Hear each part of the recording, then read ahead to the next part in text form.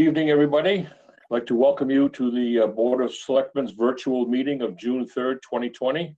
I'm going to start out by reading our preamble that we do every one of these meetings. Good evening.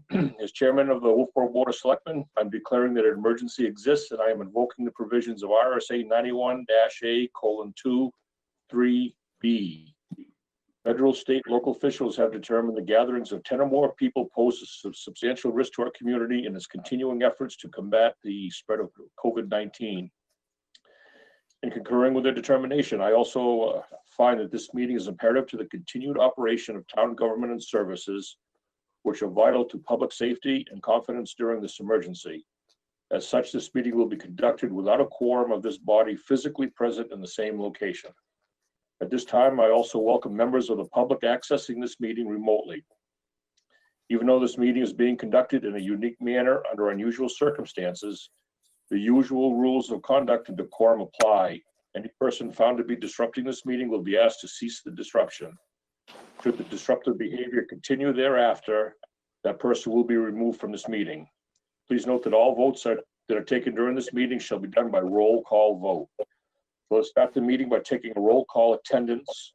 When each member states their name, please state whether there is anyone in the room with you during this meeting, which is required under the right to know law. Linda, we'll start with you. Yeah, I'm in my house in a room and nobody is with me. Thank you. Paul? Good evening, everyone. Paul O'Brien. I'm here by myself. Thank you, Paul. Dave Senecal? Yeah, I'm here and I am by myself. Thank you, Dave. Dave Bowers? I'm here with my cat. Thank you, Dave. And I'm Brad Harriman. I'm also here, and there's nobody in the room with me. First item, Mr. Pino, do we have a reason for non-public session this evening? Good evening, Mr. Chairman. We do under RSA 91A:3, Roman numeral 2, lowercase b, hiring. Thank you. Okay, first thing on our agenda will be consideration of the minutes for May 20th. I have a couple of changes. Linda Murray, on page 13, first paragraph, fourth sentence, the end of that, it says warrant article, it should say ordinance. It's just a word change. And then on page 32,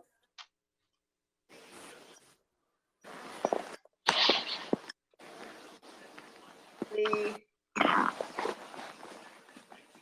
sixth paragraph down, the second sentence, it should state, she stated she felt the board should do whatever they could to help, and then just scratch out "and the citizen." So just a period after help. And that's all I have. Okay, thank you, Linda. Does anybody else have any comments or corrections?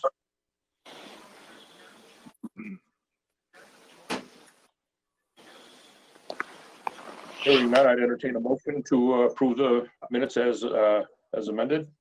So moved. I'll second that. Second. We have a motion, a second, to approve the minutes of May 20th. I'll do a roll call vote.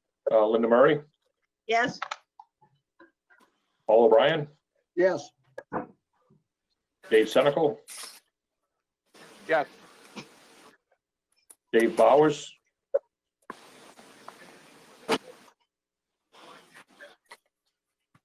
I didn't catch Dave Yes. Bowers. I didn't catch your vote. Okay, thank you. Yes. And Brad Harriman votes yes. Thank you.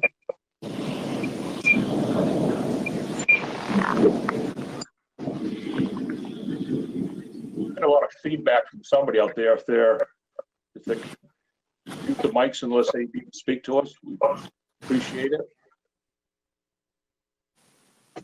Okay, next on our agenda is a continuation of our public hearing from the last meeting regarding the let's see, the ordinance beach, on 2 pages here.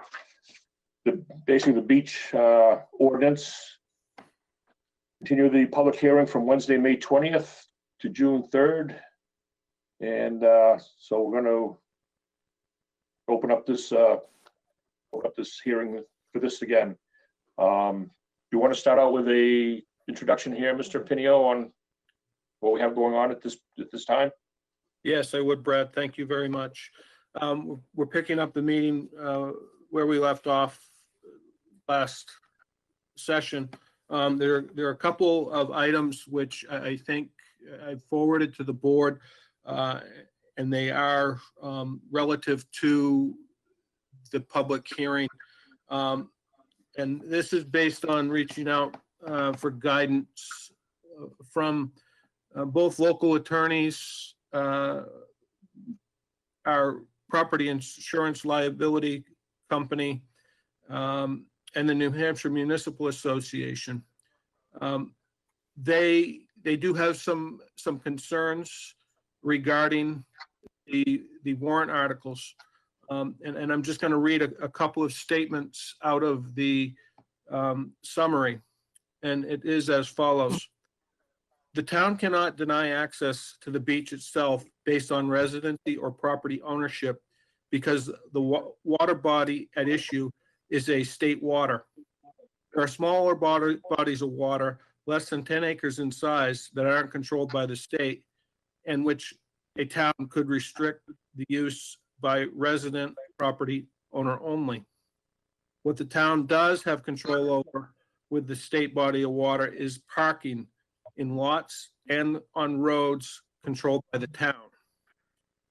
Further, the town can control parking on town roads and can say that parking in particular areas is limited to beach pass parking only.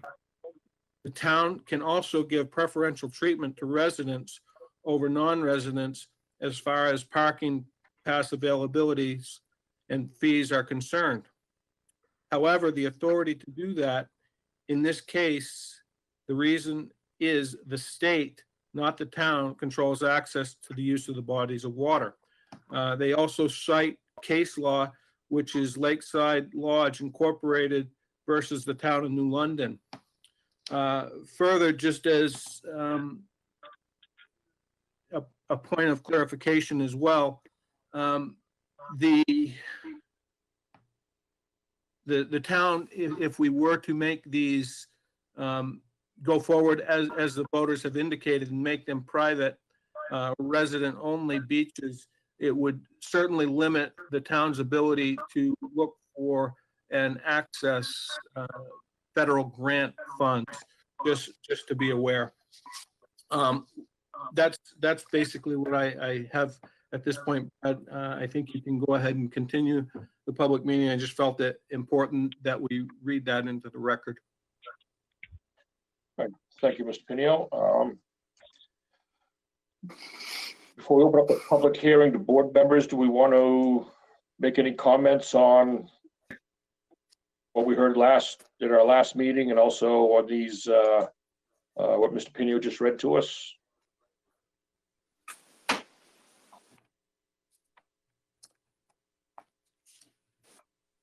Linda, I know you're talking, but your mic's not working this time. Linda Murray's trying to speak, but can't hear you.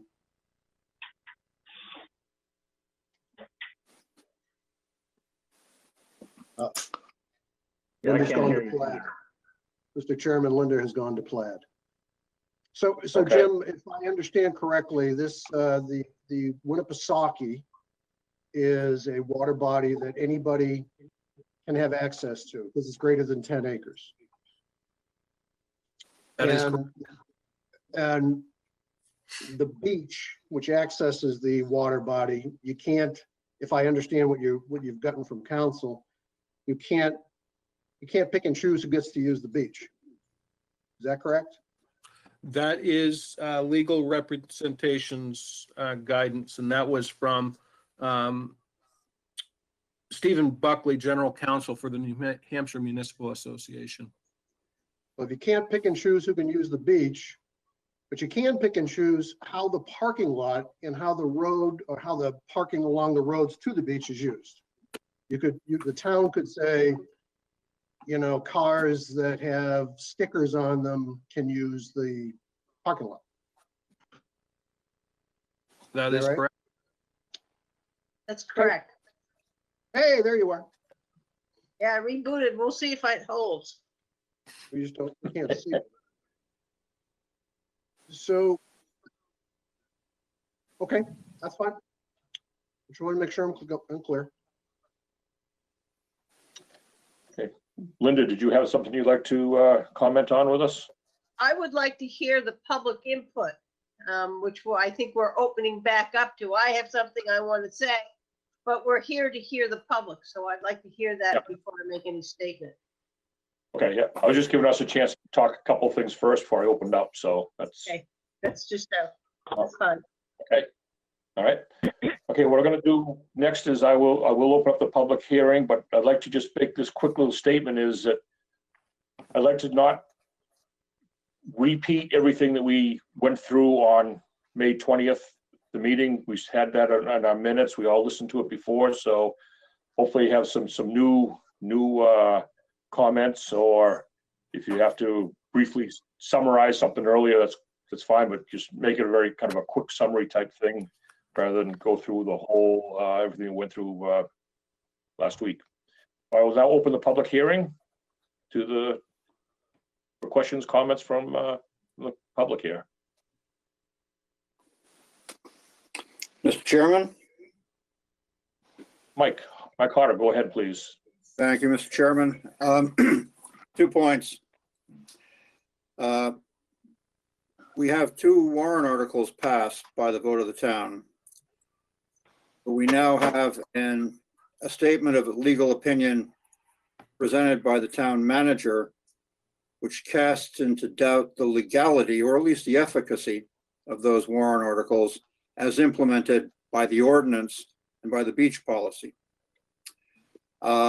It would seem to me that we've got legal advice, but we don't actually have a legal opinion from the town's lawyer.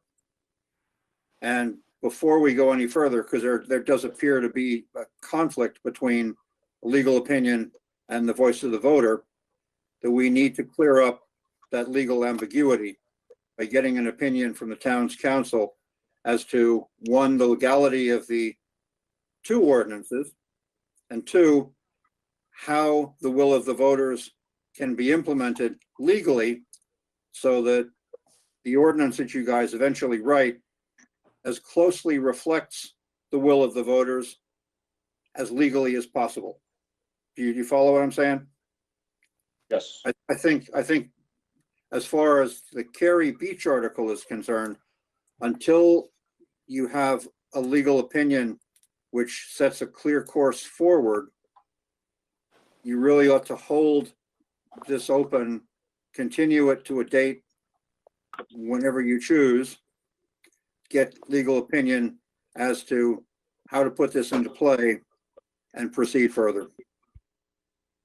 If we are unable, if we have an opinion from NHMA which says that we are unable to restrict access to a great pond because it's a state water and there's a state regulation that would disallow that, then we have a problem.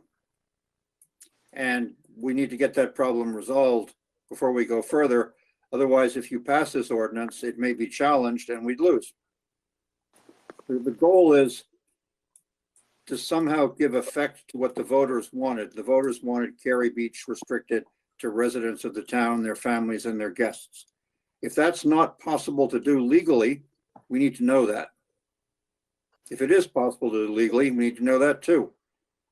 Up until Mr. Pinio's statement 5 minutes ago, I assumed it was legal to do because we tried it twice before and it had never been challenged. But if it is to be challenged, then we need to get an answer. Thank you, Mr. Chairman. Thank you, Mike. Hello, Brad. Suzanne, go ahead, Suzanne. Yes, hello. The warrant article on Albee Beach, I do not have it in front of me, but it was clear to describe about the parking as access to. I gotta think that that one is on the right track. And also I stated in there the statutes that are relevant to allow that to happen. If you don't have statutory authority, if you can't find it in the statutes, then you don't have the authority. But I found the authority to do that under RSA 3139, 41-8, which gives the Board of Selectmen authority, and also 4111A, which is more important, and that is that the Board of Selectmen have the authority to manage and regulate town property. The beachfront is Albee Beach. We bought it, paid for it. It's town property. But I would ask you to go back to the warrant article for Albee Beach and read the language. I'm sorry, I didn't know this was going to come up. I would have had it in front of me. But it says to revise or revisit or regulate the parking. So I think that one is on pretty sure footing. Mr. Chairman, I believe that I would concur with Ms. Ryan's statement. I did review her petition, and the legal counsel did give RSAs regarding this, and they were New Hampshire RSA 271:20, Roman numeral I, and RSA 483B:1, Roman numeral 2. And those were the referenced RSAs based on this conversation with legal counsel. And of course, the legal case which had occurred. Thank you. Brad? And just for, go ahead, Lynn. I have one of the things I am saying is what this said is we could regulate the parking lot. And what I see in our ordinance is the regulation of who uses the parking lot. And so, because you have to have a pass to get in, that's the regulation. So it seems to me under that, we should be all right. And I agree that Albee Beach is pretty clear. Okay, thank you, Linda.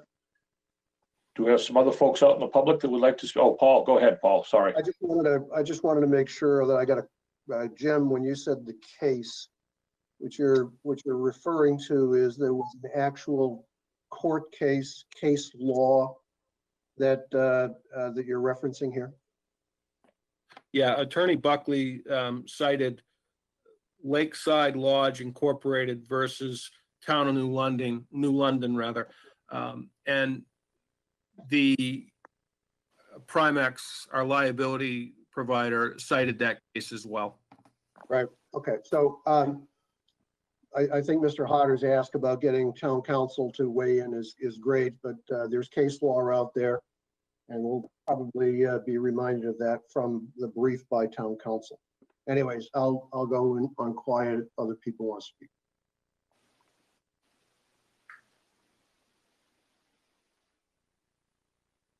Do we Mr. have somebody else out Chairman, in the Mary Breeze here.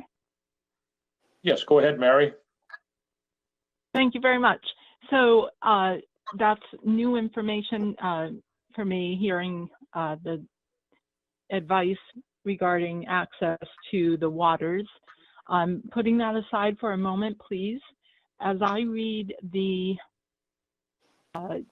draft ordinance that you're considering tonight, could you please tell me if I understand correctly that should the selectmen vote in favor of the draft ordinance, the selectmen would in effect be saying that some taxpayers can invite guests to use both Albee and Cary Beach, and other taxpayers, the selectmen would say, can use only Albee Beach. Just wondering if I'm understanding that correctly.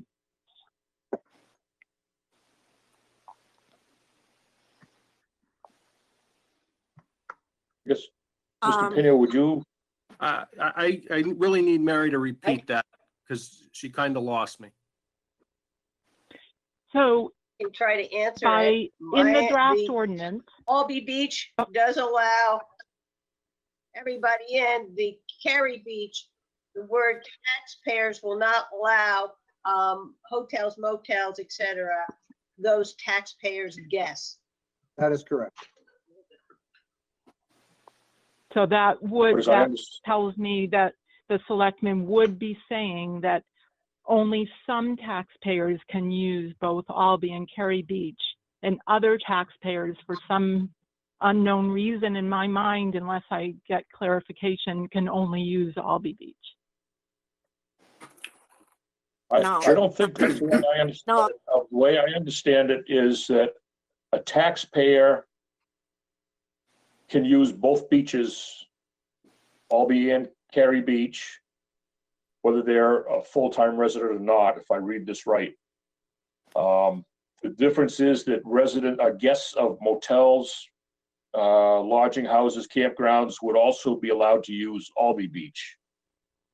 But still, a taxpayer who owns a summer house up here and comes up would be allowed to use both Cary and Albee. Do I read that right? Do I interpret that right, Mr. Pinio? I believe you are, Mr. Herman. Maybe the right thing to do is to let the writer of the warrant clarify it. Would that be okay? Absolutely, yeah, he can still chime in Michael. here on this too. Michael? Yeah, thank you. Thank you, Paul. Yes, Mary, any Wolfeboro taxpayer gets to use both beaches, in particular Cary. There are no particular classes of taxpayers, some who are allowed to use Cary and some who are just not deemed worthy enough to use Cary. Taxpayers is in the ordinance as rewritten by the selectmen as being allowed to use Cary Beach. In the case of a commercial taxpayer, a guy who owns a hotel, he can use the beach. His family can use the beach. His personal guests can use the beach. But the guys who rent his hotel rooms cannot use the beach. Brad, That's how I read it. Chairman? Brad, Linda, go to Linda next. what cannot use the beach, if you're a corporation and you aren't an individual and you aren't a family, you cannot use it, like the Wolfeboro Inn. Wolfeboro Inn will not be able to use it in any way. It is a corporation that owns it. They're excluded altogether. They're not human That beings. makes sense. Right. May I speak? Does the public get to speak, Mr. Chairman? Oh, absolutely. Yeah, we're giving everybody a chance here, Kathy. All right, thank you. Go ahead, Kathy. Ready when you are. I'll stay off until you're ready. No, we're ready for you right now if you'd like to speak. Thank you. Thank you very much. Thank you. I appreciate that. I come with a few hats on, which is not unusual for me. I'm a taxpayer in Wolfeboro. I'm a business owner, and I'm also chairman of the Economic Development Committee. And I have real concerns about the ordinance as I understand it.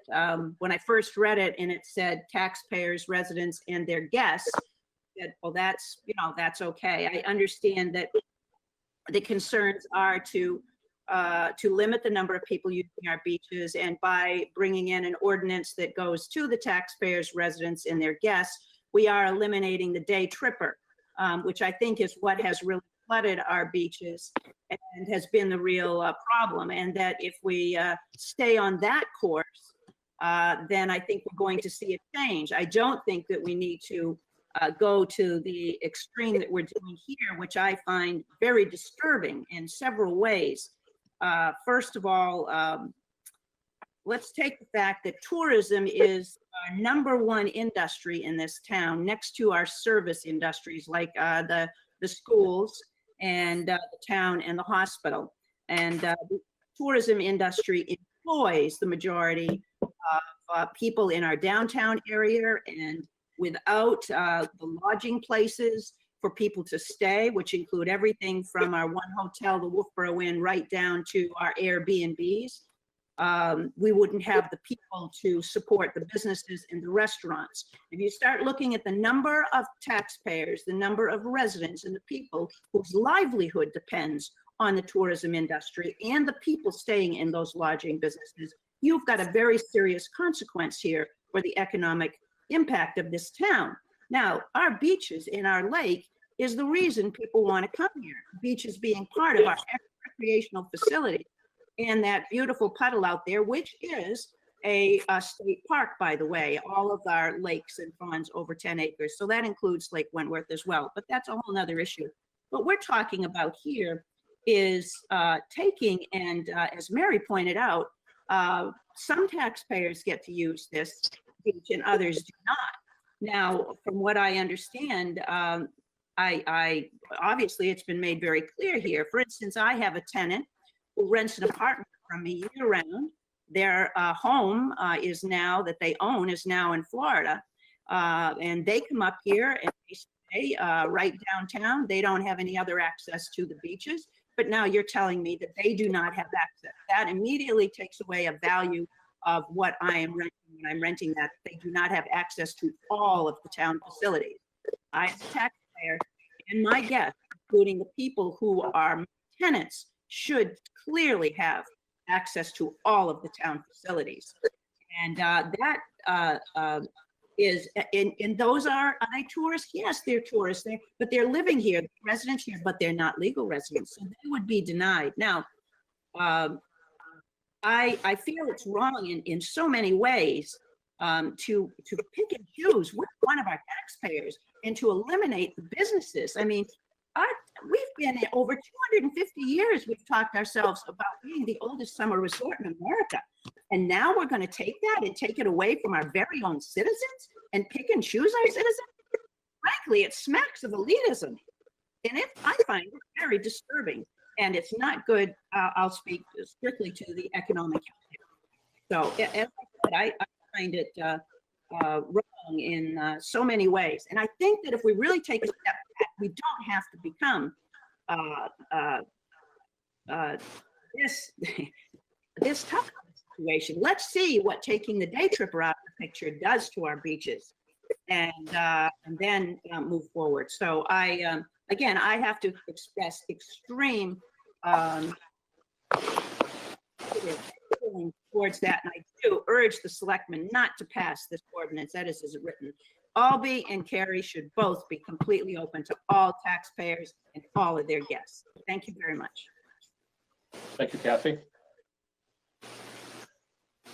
Can I speak, Brad? Suzanne, please go ahead. Thank you. I was very careful on the Albee Beach article to include everything that I could think of relevant to the use, people's use to that beach. The only thing that I can see that it does is prohibit out-of-staters and out-of-town people. Other than that, it includes just about everything, and it's hotel and motel and bed and breakfasts and the people that walk the trails and special events and so forth. So it's not exclusionary, and it shouldn't be intermingled with Cary Beach. There's a very specific reason it's a separate one, and I don't see anything that is to be challenged in it. The beach, it just can't take herds of people tromping around in there, and it shows after since 1990 or something like that, we bought it. It shows it's where. And that was part of the reason, is to protect and preserve it for generations to come. So I would hope that you continue with the Albee Beach one and let the chips fall where they may on the Cary Beach. Thank you. Mr. Brad, Chairman, can I say something? Sorry. Okay, my hand up. let me go to Christine first, and I'll come back to you, Mike, okay? absolutely. Go ahead, One Christine. thing that I would just want to say as the recreation director, I think the reason why we had these conversations come up the beach about the beaches and the warrant articles came out is because we realized there is a problem there. And it's a good problem. People are coming to Wolfeboro, right? That's what we want. But I think we really do need to manage the flow in and out. And that's just for safety of the patrons going to the beach. One, if you do have lifeguards on the beach, you can't have too many people on the beach for them to manage. Two, the parking seems to need a little bit of guidance as most of those lots are not paved. So we really have to put people in the right direction. We do have signs that say no parking, but they're not always followed. So having someone in that area to man that would be a huge help to kind of get the flow going. So that's really one of the things we just want to express is Parks and Rec, I think when we did this proposal and heard it, we're kind of managing the parking, not really the beach per se. It's the traffic flow.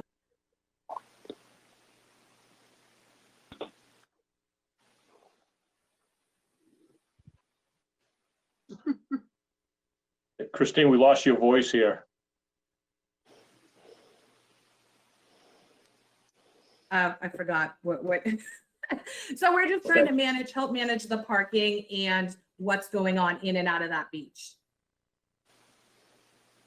So even if we were not to continue this, I think we really need to think about how many people are coming in and out of that beach for this year.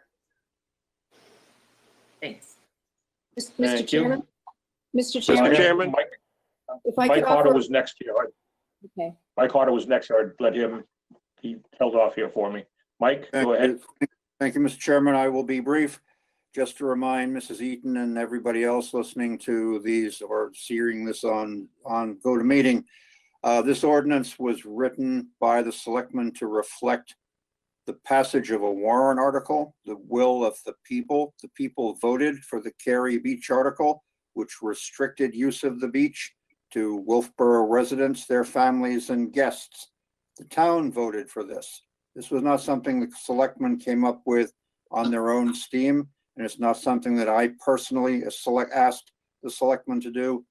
The ordinance is a reflection. The ordinance is a reflection of the will of the people. Unfortunately, we now have a legal opinion which casts doubt on the efficacy of that ordinance, or of that, beg pardon, that warrant article, at least as expressed in this ordinance. We need to get that cleared up. I think the selectmen have a clear course in front of them to get a proper legal opinion from town council on how to implement what the voters overwhelmingly voted for last March. Thank you, Mr. Chairman. Mr. Chairman, Mr. Chairman, this is Hugh I'll Crawford. let, okay, Hugh. Hugh, could I just jump ahead of you here quickly? Okay. Go ahead. Mr. Chairman, Yeah. I'm not Rich Massey, as my name says. I'm Andrea Dudley from Moose Point Road. And I would just like to follow on to what Christine said. Obviously, there needs to be, or there will be a lot more discussion about access and controlling access and all of that, given the new information that came up tonight. But I would just ask that we not lose sight of management of the beaches in the short and the long term. We've already had, I think, a somewhat rocky start at Albee Beach with groups of dogs running loose, people drinking, fires on the beach. So I just think we want to make sure that rules for the use of the beach are really clear to folks, and that there's some understanding of what where we can go for help if things kind of get out of control. That's all I'd like to say. I think it's early in the season, and obviously you'll work out the rest of it, but we just want to make sure that the beach, for whoever gets to use it, is kept in good condition. And I know Christine feels that way as well, and they work hard to do that. I mean, the beach is beautifully cleaned up now at Albee. It's all raked, it's good to go, but we just don't want it to get out of control. And people are obviously desperate looking for someplace to go, and I understand that. So that's my only comment. Thank you. Thank you. Mr. Chairman, Crawford? my name is Hugh Crawford. I live on Moose Point Road. viewed activity on Albee Beach since the heyday of L&A Resort. One issue that I have not heard a great deal about is access from the water. I've seen many cases, particularly in the last few years, that people have put their boats in from Mast Landing and brought a number of people to the beach. And I just want to be sure that some regulations can be done to control them, as well as the people who are coming from the parking lot or from land. Mr. Chairman, may I address that? Certainly, Mr. Pedino. We absolutely cannot control the access to the beach from boaters. That is state waters, and we simply have no way to be able to regulate it. I appreciate the statement.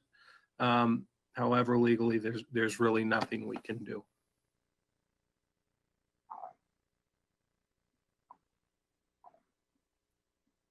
Do we have some other folks out in the public that would like to speak to us? Hi, I'm Linda Wells. I live on Sewell Road and attended the last meeting. I'm 3 houses down from Cary Beach. So that's the beach that I walk to.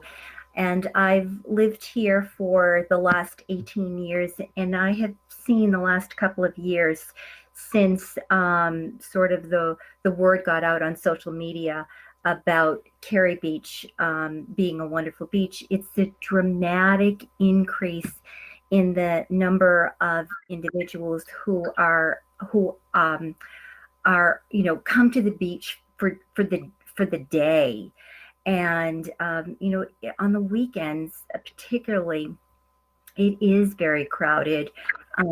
There's large groups of people that are having, whatever it is, family reunions, parties, whatever. So it's just that, I personally have seen a dramatic increase, particularly last year. And, I'm a taxpayer. I live down the street. I work all week. And in the summer, I would just love to be able to go down to our little beach and enjoy our beach. And especially last year, in the last 3 years, we've just seen such an uptick in the numbers. There is, that's it's too crowded. It's not been as enjoyable as it has in all the years remaining. So I would just encourage the board, after seeking additional legal opinions, I would just encourage, whether it's through limiting the parking. I think as I see it, it's a bigger issue with the day trippers in the last couple of years. And it's just a dramatic difference. And with that, it's not following the rules of the beach, increased smoking at the beach, sort of all the things that go along with it. So, again, my opinion, I live down the street. I think we should encourage tourism in Wolfeboro. That's what we're known for. But the beach is really, the Cary Beach just seems to be too crowded the last several years since it was discovered on social media. Thank you. Thank you. Brad? Suzanne, go ahead. Yeah, I went and got my town report, and it says for the Board of Selectmen to revise the town beach code. And then it goes on to say what exceptions may apply, but not limited to. So I've left it open for the board to make adjustment to it. And then it says the beach code relative to use of parking in Albee Beach, Town Beach, shall be under the jurisdiction of the Wolfeboro Board of Selectmen in accordance with RSA 41-8, Management, Prudential Affairs of the Town, and 41-11A, Manage and Regulate Use of Town Property. So mine was directed at parking, thus access to the beach. So I'm really hopeful that you don't intertwine these two warrant articles. There was a reason they were separate, and I guess you can see that reason this evening.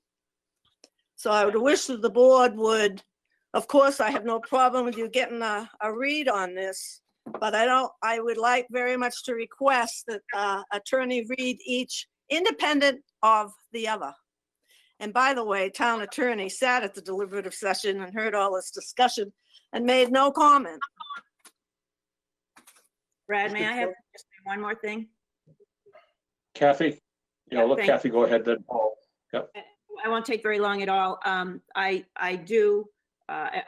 hope this wasn't confusing to you, but I do think the ordinance that as written and that you're proposing for Albee Beach, that I think Cary Beach should basically be the same. Even though I agree, I understand, Michael, that wasn't really necessarily the intention of it, but I do think that it's what's fair and just, and I think that's what we should keep in mind here. I too realize and recognize that the regulation of all of our resources, including our town beaches, is very, very important, Christine, that it needs to be done in a thoughtful and careful way, which again, I think, again, importance that is fair to all. We talked about 2 or 3 different things before these petition warrant articles came up on the EDC, and had some suggestions. And the one looking at different ways that could be done is it basically comes down to you've just got to limit the number of people on the beach at one time. And that's going to be done most easily through parking. And whether you have a parking permit or you do it like a ski area where you just count the number of people coming in and then you count the people going out. So at one given time, you only have so many people on the beach, and then that preserves the beach and the environment. And that's all very important. If we don't protect these resources, then the people aren't going to want to come here, or people aren't going to want to live here. So we do need to do all that in a careful, thoughtful way. I think my great concern here right now is that we, of course, aside from the legal issues which Jim has brought up, which must be addressed, but I do think the parking thing is the way to actually manage it. But let's take things. Maybe we can just take things one at a time, and have the broader rules that are being suggested for Albee apply to Cary for this year. And at the same time, we know we're not going to have the day trippers. That's going to stop. We're going to have some regulation, and take it in steps.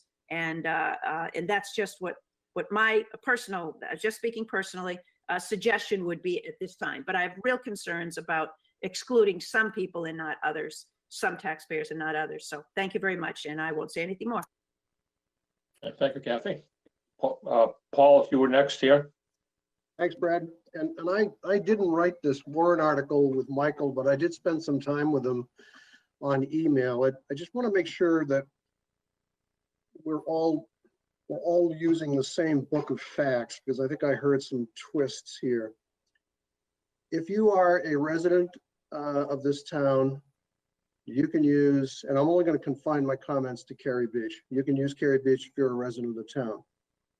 If you're a renter in the town, you can use Cary Beach. All you got to do, according to Mike Cotter, is show up with some kind of a tax bill, water bill, heat bill, electric bill, something of that nature.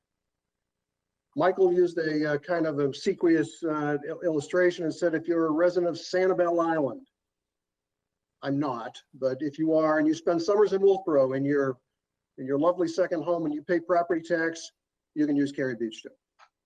So I just want to make sure that when we talk about things, we don't get our facts a little sideways. I think Suzanne Ryan has put her finger on a very important issue. Suzanne is talking about the fact that we need, and I think Christine is doing it too. Suzanne is saying we need to deal with a parking issue. And this Cary Beach article is, and no disrespect, Michael, the way I process it is, you want to deal with a people issue. The people being the guests of a hotel owner. One is a parking problem. The other says, if you're a guest of a hotel owner, even if the hotel owner is paying property taxes in our town, you can't come and use the beach. That's how I parse it. That's how I look at it. And yes, with new information that we have tonight, and it just came to us this afternoon, thanks to a lot of hard work by a lot of people, it strikes me that, and yeah, we probably should get a lawyer to look at this. It strikes me that we're not gonna get real successful telling people, just selecting who gets to go to the beach and who doesn't get to go to the beach. That's not gonna work. That I don't think that works. It's a parking issue that we're gonna have to deal with, and not a people issue. And I agree that, you know, we're kind of dealing with, you know, you could even envision that this could get really silly. We could have people just literally walking onto our beaches, and I don't think we're going to have our beach attendants asking for their credentials. I wouldn't do that. And I don't think we're going to have the police department doing that. And I think we could probably envisage that you'd have a trolley of Molly dropping people off at a beach, and we're not going to have somebody there checking credentials. I just don't think we're going to do that. It maybe Michael, you know, and I'm not picking on you, Mike, maybe you think that's the will of the voter, that we should do that. And I wouldn't be supportive of doing that. I think we got a parking problem. And I think we have to candle that against what we now know to be the state waters are things we just can't control. So that's kind of where I come out on it. I wanted to clear up the fact pattern, and I want to kind of see if I could separate, I think, what this conversation is. One's about people and one's about parking. Thank you, Mr. Chairman. Mr. Chairman? Paul? Linda? Okay, I have. Yep. And I'm going to be talking about the Cary Beach Sea. And I first expressed my concern about the Cary Beach petition warrant article at the deliberative session. And the reason that I asked for this public hearing to be continued was to see if the word taxpayer could be written in the ordinance. Taxpayer was not part of warrant article 34 as it was written. That warrant article excluded taxpayers who had not declared Wolfeboro as a principal residence. There's been discussion about the word resident and who it includes. So I did some research and found RSA 21:6 defines a resident or inhabitant or both of the state and of any city, town, or other political jurisdiction of the state shall be a person who is domiciled or has a place of abode or both in this state, in any city, town, or other political jurisdiction of the state, and who has, through all his or her action, demonstrated a current intent to designate the place of abode as his or her place of physical residence to the exclusion of all others. I, for one, felt strongly that the Board of Selectmen should insert the word taxpayer in the Wolfeboro Ordinance, Chapter 16, Section C, related to Cary Beach, even though it is different from the wording in the petition warrant article. And state statute 41:11 gives the authority to the Board of Selectmen to manage and regulate the use of town property. Therefore, the Board of Selectmen can insert the word taxpayer if we feel necessary.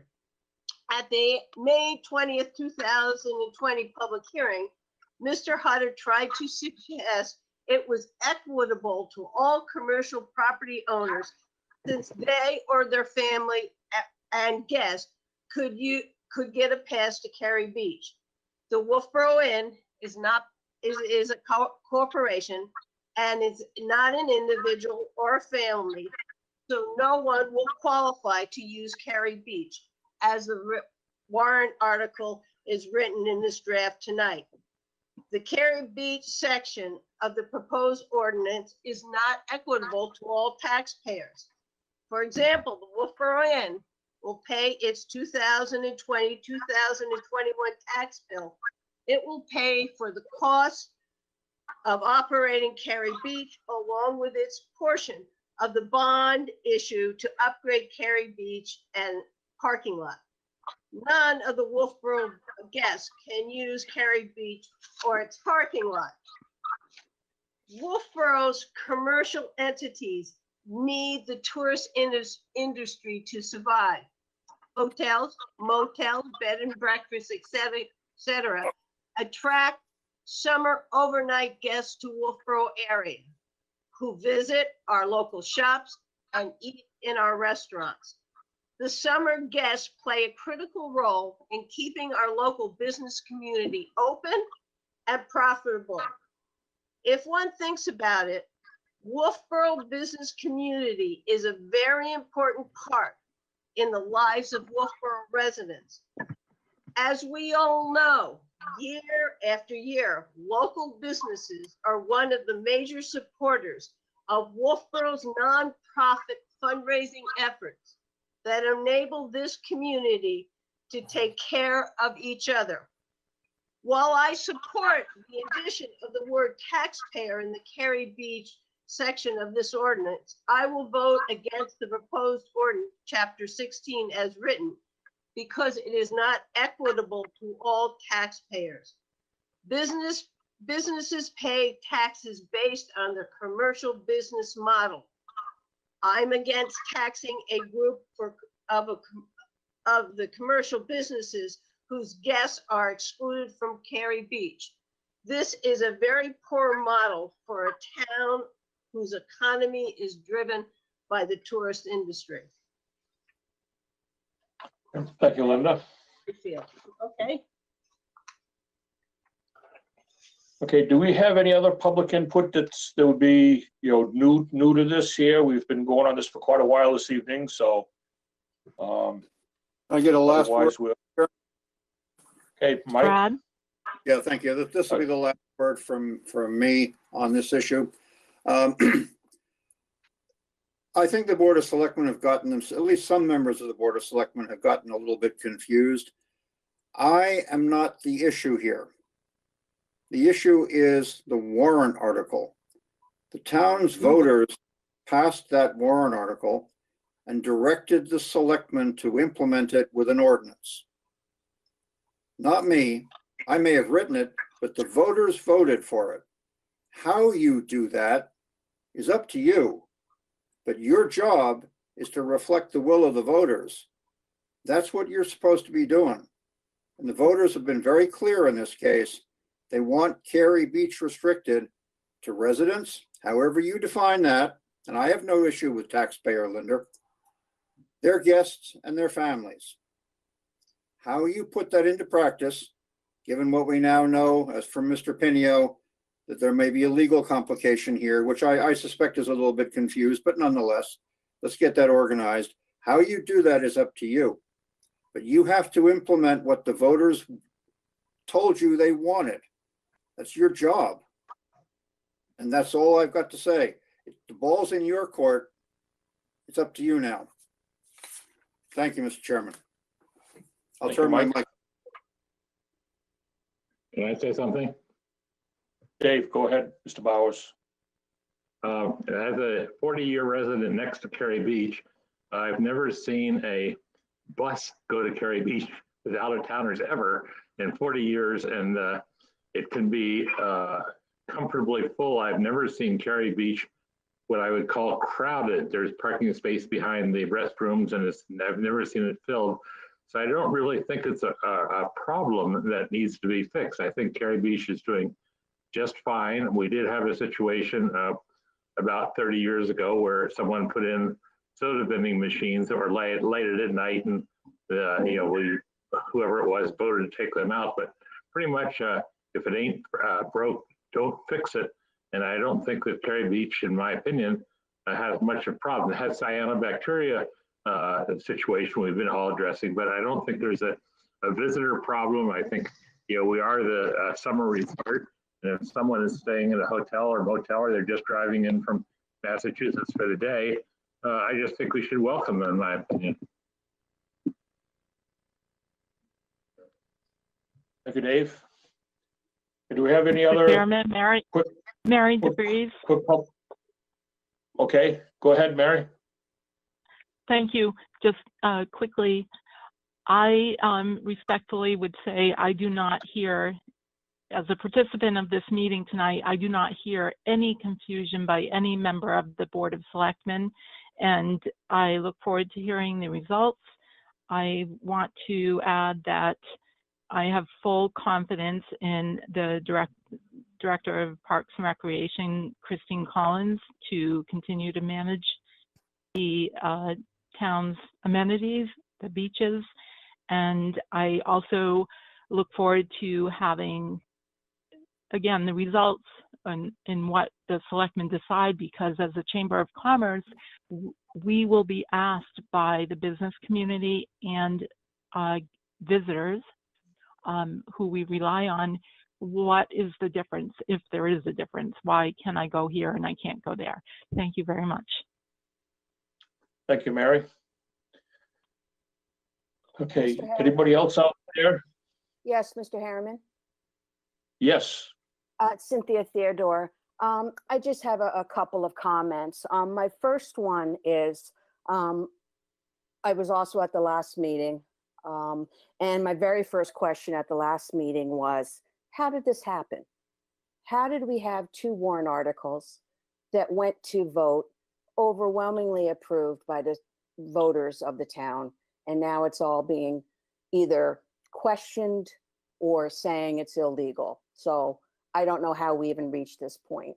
Number 2 is, as a resident of Wolfeboro Neck and someone who uses Cary Beach on a regular basis, there have absolutely been buses there. I have been there and seen buses come from out of town, and that is absolutely an issue.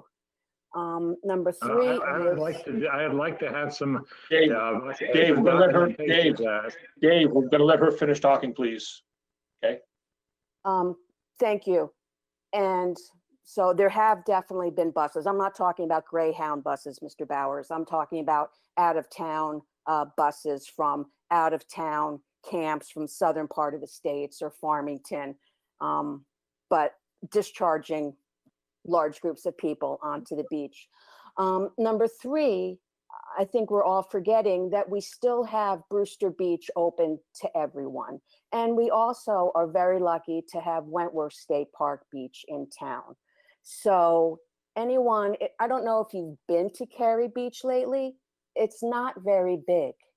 And as someone who is a taxpayer here and a full year resident, I think we need to give a little bit to us residents, especially those of us who live right here and we go down to the beach and there's no place for us.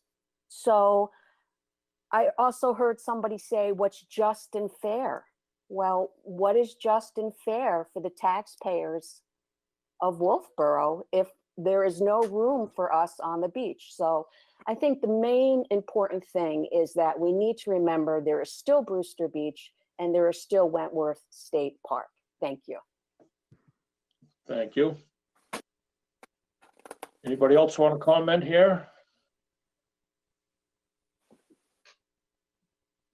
Okay, I'm gonna close this portion, and I'm gonna close the public hearing down now. So board members, we can talk. I just start out by saying, with what was brought up early by Mr. Pinio and the legal counsel, my opinion right now, I'd be leaning towards continuing this to our next meeting, which would be what, the 17th, so we could get legal opinion from our town council, just to get a better handle on this here. We don't want to, I don't think we want to rush into, not that we're rushing, I mean, we've been doing this for quite a while, but get into a situation we put an ordinance through and then have it to be able to be challenged and have issues with it. So that's kind of my opinion, what I'm thinking right now. So other board members, I'd like to hear from you and what your thoughts are and go from there. Yeah, Brad? Dave Senecal, go ahead. Yeah, we're talking about proposed beach policy, which we can change with a public hearing at almost any time. So if we pass this policy and it works, then it stays in effect. If it's not working the way people anticipated, we'll find that out from Christine, I'm sure, that, you know, Cary Beach is, they're turning away people, they're whatever. So this is a policy, it's not absolute, and we can change it if we see there are some problems with it. That's number one. Number two, I think that we need some direction as far as Cary Beach, from what Jim brought up. I was pretty clear as far as when I voted that Cary Beach would be indeed for the people of Wolfeboro, who are residents here and their guests. Suzanne's article on Albee Beach was again very clear as to who could get passes. And again, you have to go up to the rec department, get passes, get a dump permit, whatever way you want to do it. And then we got to see if it works. We don't know if it's going to work. We haven't tried it yet. Nothing's been done.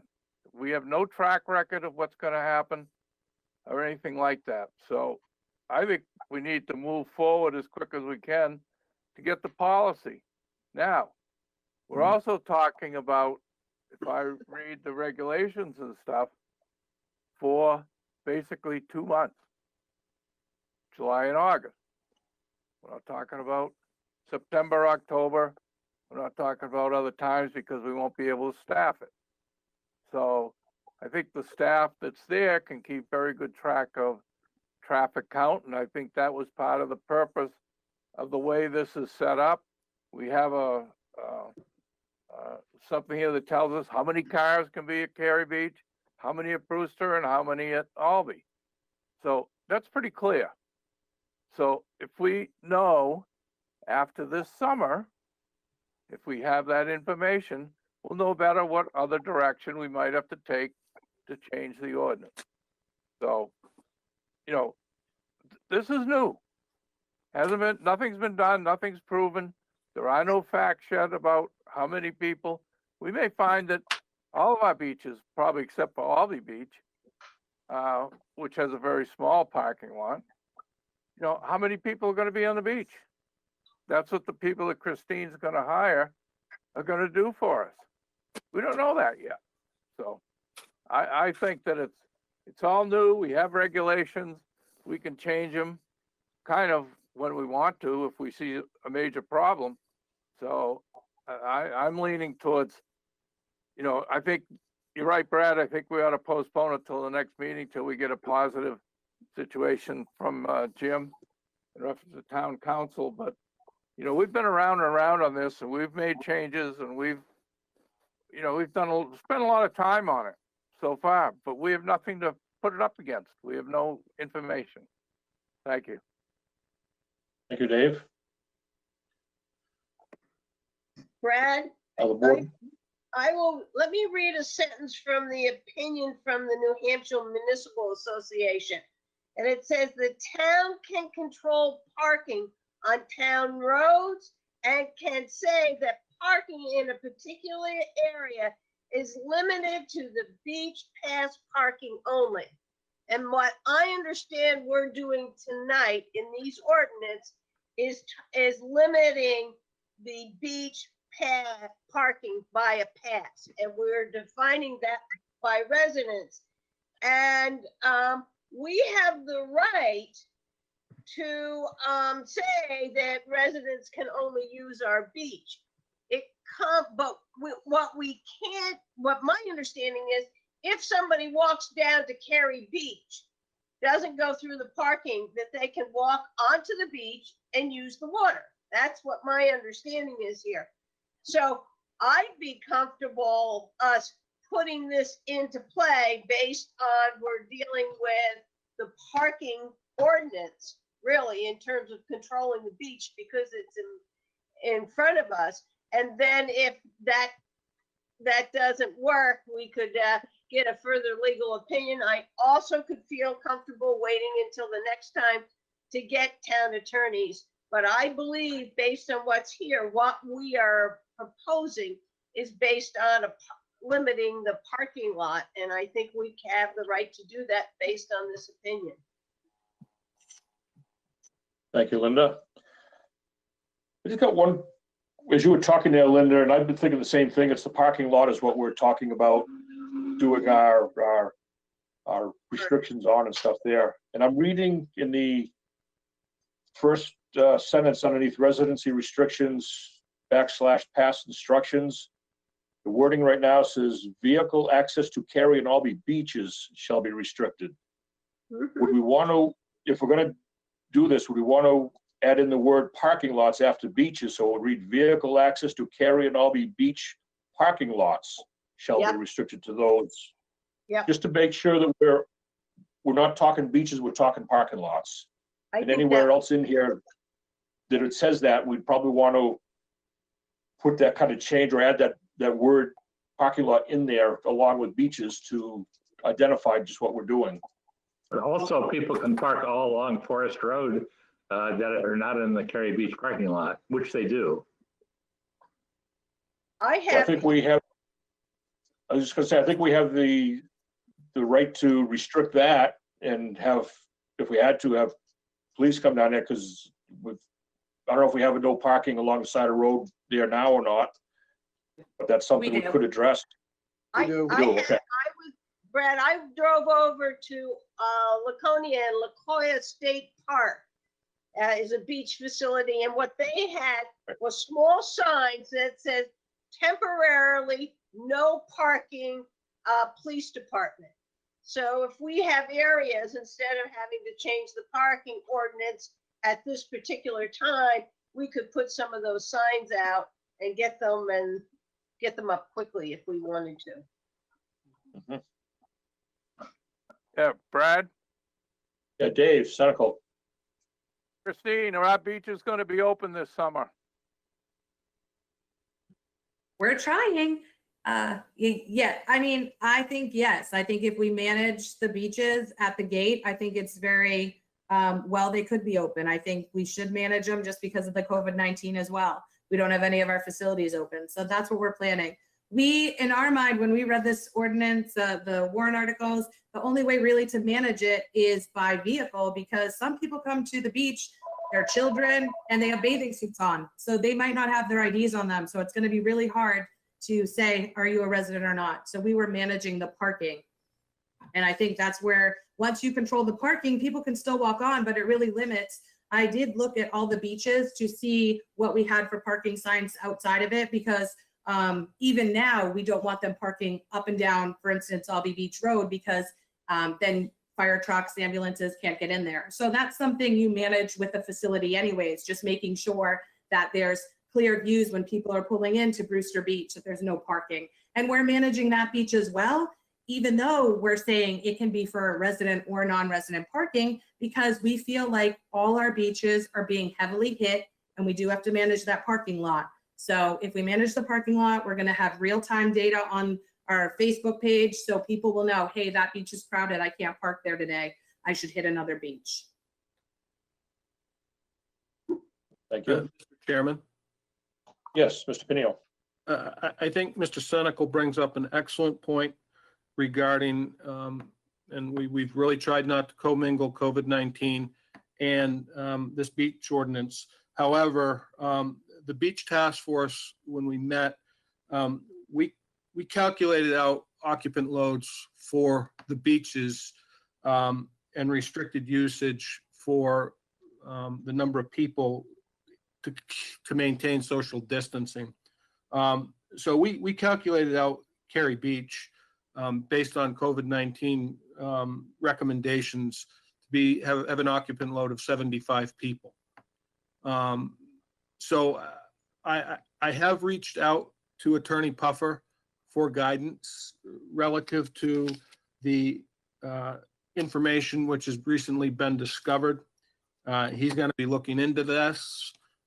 So I think we can probably have a resolution for the next, or a legal opinion from town council for the next Board of Selectmen's meeting. And that's kind of where I'm at this point, sir.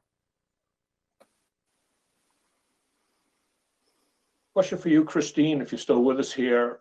When would you plan on, if these beaches open up, bringing your staff on and stuff? Are you looking towards the end of June, July 1st? Is that a date you're shooting for? Or I guess what I'm asking is, if we made a decision on this on the 17th, does that let you get everything set up in order to, get rolling on what we need to do for the summer? Yes, we were trying to obtain staff and get everything up and running for the 13th. So the 17th would be fine, which means once that meeting's established, if we're a go, we could actually realistically open up the 18th with everything implemented. Our passes came in already. We're securing staff now, and we're starting getting the facilities ready for opening. We're just waiting on the final word. Thank you. The Governor Wentworth Regional School District ends on the 5th, this Friday, and then they're out. Okay. Which is an unusual year for them. Usually it's more Later. towards them Yeah. later in the season. Yeah. Yeah. All right, board members, what's our wish? What would we like to do tonight? I move that we put this off to our next meeting. I have a question before. Are we comfortable? Are we saying that on C, Cary Beach, we are agreed that we're going to leave in taxpayer? Because when Dave Senecal, you talked about it, it was just residents. The new word in that is that word taxpayer. And I would like us to get clarity which way we're going on that. And then I'm with you, Dave, to move to do it at our next meeting after we get legal opinion. I don't have any Why don't problem with that. Can I ask for a second on Dave's motion, then we'll continue the discussion here just to kind of do I'll it formally? Brad, I'll give you that second. Okay, thank you. Now, do I understand, Linda, your question here about the word, because we do have the word taxpayers added on after Wolfeboro residents on the Cary Beach. In my understanding with Mr. Hodder's intent when he wrote the warrant article that the town voted on, was it it's okay for taxpayers. That wasn't the intent, was to eliminate somebody that owned a summer home. So personally, I'm anticipating taxpayers being in there. So that's my take on it. And I'll let the other board members weigh in on what their thought is, but. Well, Brad, this is Paul. I mean, Yep. If you go by the strict construction of the warrant article that was put together, written by Mr. Hodder, voted by the public, thank you for that, Michael. It doesn't say taxpayer, it says residents. We should put in the word taxpayer. I mean, it's our prerogative to do that. And I think we've tortured that discussion pretty roundly here tonight, that it's just balanced to not consider that somebody who's pays property taxes in this town, whether it be a commercial property tax or a residential property tax, doesn't have access or rights to the beach. To me, that just doesn't make a whole bunch of sense.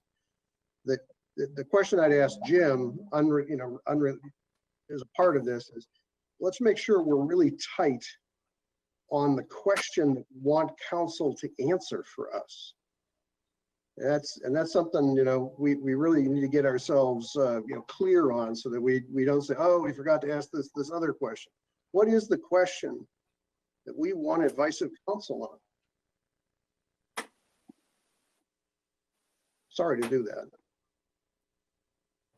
No, I think that's very fair, Paul. I think the question boils down to 16.2B and 16.2C, which identify Albany and Cary Beach.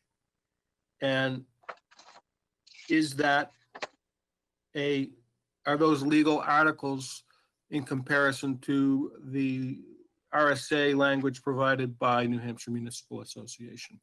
So the shorthanded for the people who don't have their RSA handbook handy, we're basically saying is, are we as a town limited to regulate the use of the parking lot?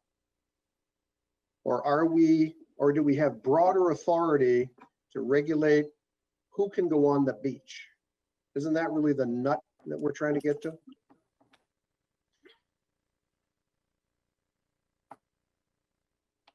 Yep, I think you're right. Yeah. Well, okay. So it to me, it's not. It isn't just who can use the beach, but who can go across, get on that beach to get access to the water. I think it's related to the ability of the public to get access to the water. And that's why I think it's I kind agree of, with you, Linda. I was, what I was saying, I'm actually included your thought. We are not gonna card anybody walking down the path and saying, who are you? Where did you come from? We're not gonna do that. And if we are, then we gotta get a lawyer to tell us that's okay, we can do that. I think our issue is a parcel problem.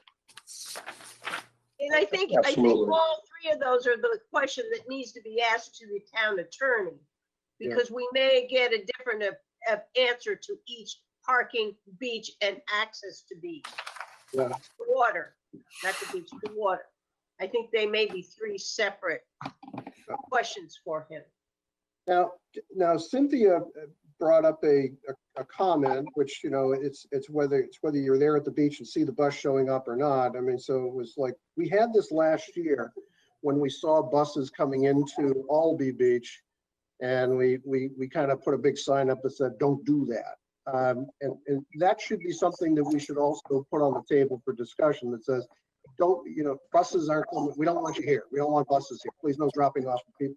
I think that might be outside of this policy that we're trying to figure out here, but we should definitely table it. But it's part of the RSA 16. It's already in that 16. Yes. I want to pull us back in. I'd like to pull us back in here a little bit because we're actually having a discussion on the motion that's on the floor, which is to continue this to June 17th. Yeah, you're right, Brad. I just wanted to make sure, and I apologize. We're kind of going through all this. Got to go through all this again that we've already been through. So I'd like to focus back on that. I agree. My apologies. I just wanted to make sure that we don't get back together next week and not know what we were supposed to go research. That was my real question. Yep. Okay, thank you. No, that's good. Any other comments on the motion on the floor and stuff? If not, I'll call for a roll call vote.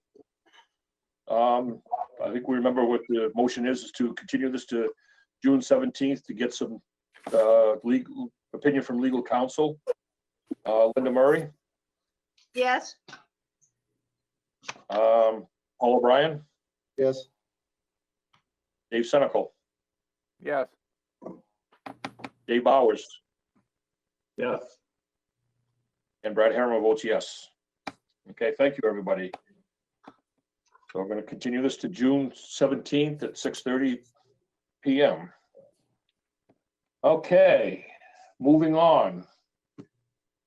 Temporary event permit, Back Bay Water Skiers, Inc., doing business as Abenaki Water Ski Club to host USA Water Ski sanctioned tournaments on the following dates: June 27th, July 18th and 19th, and August 22nd and September 12th, all 2020. Events are at 8 a.m. to sunset in the waters at Back Bay. And I believe is Bill Swafield on with us this evening, or were you going to handle this, Mr. Pinio? I am. Bill Swafield is here. Bill Swafield is here, yep. Also, my safety director for our tournaments, Bob Shiloh, is with me. We are requesting, we are requesting approval from the town for the use of what we refer to as the Back Bay Park that's right behind the railroad station and along the Bridge Falls path for our events. The same events we've been doing for years and years. As you know, we've been before you every year since 1981. Bob has some specific guidelines that we're going to follow that also were given to us by USA Water Ski, which is the sanctioning body of the sport that we are going by because they sanction our events. The events run from 8 a.m. to sunset. There are 3 events for each tournament. The first 3 are slalom, tricks, and jumping. The last tournament in September is just a slalom championship, New England Slalom Championships. There are amateur skiers of all age groups, and we would certainly like to be able to run these events at our normal site in Back Bay. And if you'd like to hear some of you have some of that stuff that we forwarded to you through Linda and Amy. Hopefully you have that in your packet. But if there's anything you'd like us to elaborate on, Bob is here to help with that.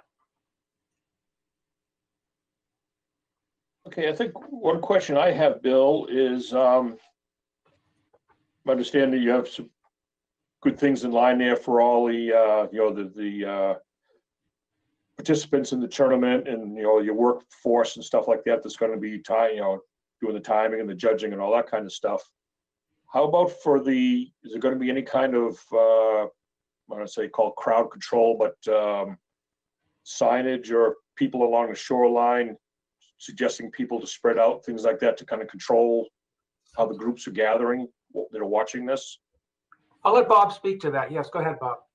Okay, we'll be having a sign-in area that will indicate some of the critical things related to COVID-19 practices, and which will indicate 6 foot of separation, masks will be recommended, and so forth.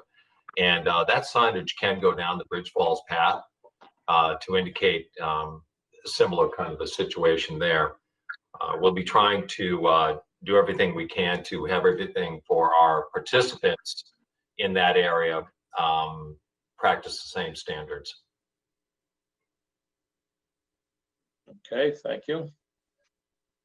The other thing is, Brad, typically everyone doesn't ski at once. So typically you don't have all 30 competitors there at the same time. Some people ski and then leave for the day.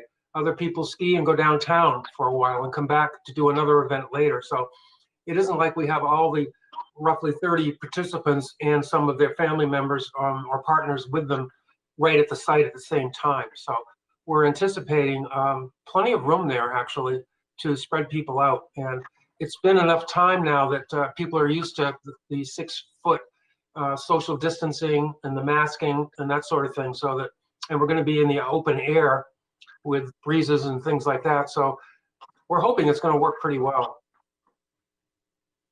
Okay. This is the public hearing, so I'll now open up the public hearing to anybody out in the audience here that would like to speak or comment on this event.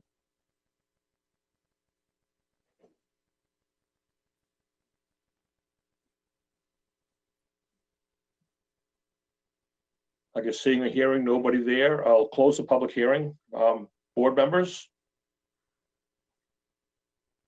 Brad, would you like a motion? Certainly.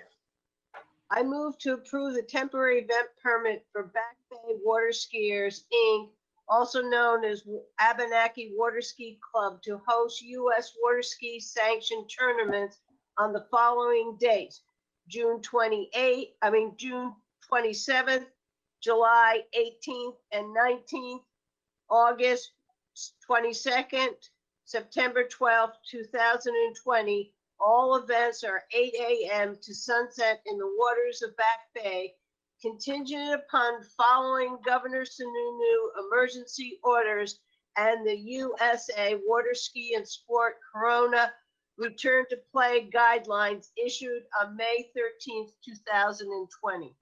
Second. A motion and a second. Any discussion? Do a roll call vote. Linda Murray? Yes. Paul O'Brien? Yes, sir. Dave Senical? Yes. Dave Bowers? Yes. And Brad Harriman votes yes also. Thank you and good luck, Bill. Thanks, Bill. Thank you guys very much. Thanks, We everybody. appreciate it. Yeah, thank you so much. Thanks for your patience. Okay, next on our agenda is public input. Limited to 3 minutes per person, not to exceed 15 minutes. Do we have anybody out there in the public that would like to speak to us right now?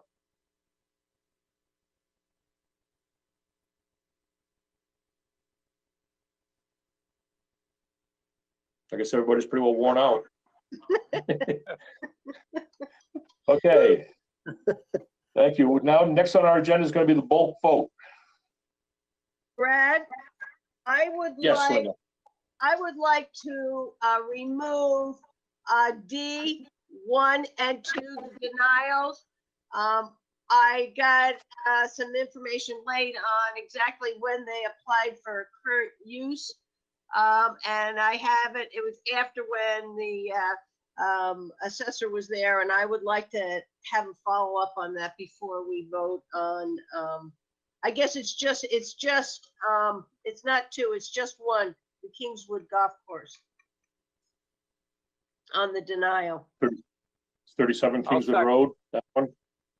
24 and 37 Kingswood Road, that one. Yeah.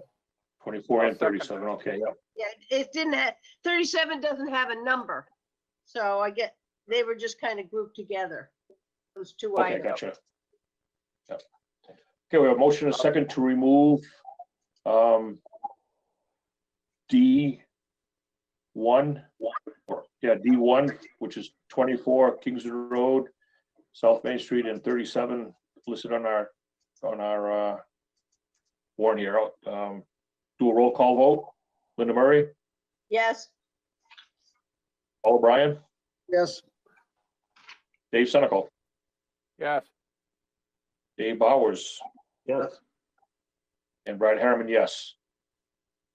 Now I would entertain a motion on the rest of the bulk vote. So move. Second. Motion and second to approve the balance of the bulk vote. A roll call vote, Linda Murray, yes, Paul O'Brien, Yes. and Dave Senical, Yes. Dave Bowers, Yes. and Brad Harriman, yes. Okay, moving on to new business. Discussion, commercial vessel landing permit, Winnipesaukee Flagship Corp. Captain, are you with us here still? I am, yes. And thank you for inviting me. And good evening, everyone. Good evening. I wish I were here with great news saying we've started our season and we're coming in tomorrow. But unfortunately, we're still waiting on the governor to give us clearance, and we're trying to figure things out with this COVID-19 situation. However, that should not keep us from wanting to get this permit in place, because we do believe we will have a season at some point. And to lose May and June is one thing, but to lose July and August would be another, let alone September, October. We're looking, right now, I can tell you we're going to probably operate just one cruise a day, starting out until we can get our feet wet with the COVID-19 restrictions and everything, and then maybe add a dinner cruise. However, as we get into, I think later July or into August, or maybe phase 3 of the COVID-19 regulations, I think then we're going to start looking at adding the ports back. And I do hope we're definitely there by fall, because I have a lot of tour groups still booked and still booking that want to do that one-way trip from Weirs to Wolfeboro. So I do come here asking for the permit so that we have it in place. We have not forgotten Wolfeboro or Alton or Center Harbor or any of the other ports. We just we've got to take it slow and go by the guidelines that are going to be presented to us as time goes on. With that, I'll entertain any questions. Thank you. Board members, do you have any questions for the captain? just to say, we're looking forward also to having the ship come in. It's one of the thank you, Linda. highlights of the day. Absolutely, I agree with that. We would love to be cruising. I got to tell you, it's very strange for me right now because I was telling my wife I'm not used to having weekends off this time of the year, and so I'm kind of don't know what to do with ourselves on the weekends right now. So yeah, after 40 some odd years of not having them off. I know a friend who runs a marina down southern part of the state. Barnacle scraping is required if you want to come on down. Yeah. You know, this thing couldn't have come at a tougher time. I mean, here we are. We have our railway all ripped up because we're redoing the railway system so we can pull them out. I had hoped to pull it this spring, but now it looks like it's going to be the fall. And the people we hired to do it came out of Maine, and so they had to quit working for a couple of months, and now they're just getting back at it. I got to tell you, it's been one thing after another, but you know what? We're in the same boat, no pun intended, as everybody else is with this epidemic and unprecedented time. So I appreciate your patience. So I would entertain a motion for this from somebody if they'd like to make one. I'll make a motion. I'll move to grant the MS Mount Washington a commercial vehicle landing permit contingent upon following Governor Sununu's emergency orders. Second. I have motion and a second. Any other discussion? Roll call vote. Linda Murray, Yes. Paul O'Brien, You bet. Dave Senical, Yes. Dave Bowers, Yes. and Brad Harmon's yes. So thank you, and Well- can't wait to see you back.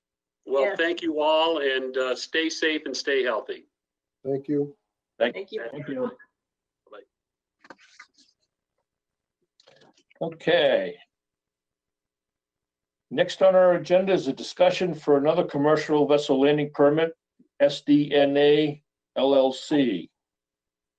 This gentleman has a seaplane, is looking to talk with the board about the possibility of coming to the docks if his services were requested. Do we have Brad? somebody who's going to present this? Okay, Linda?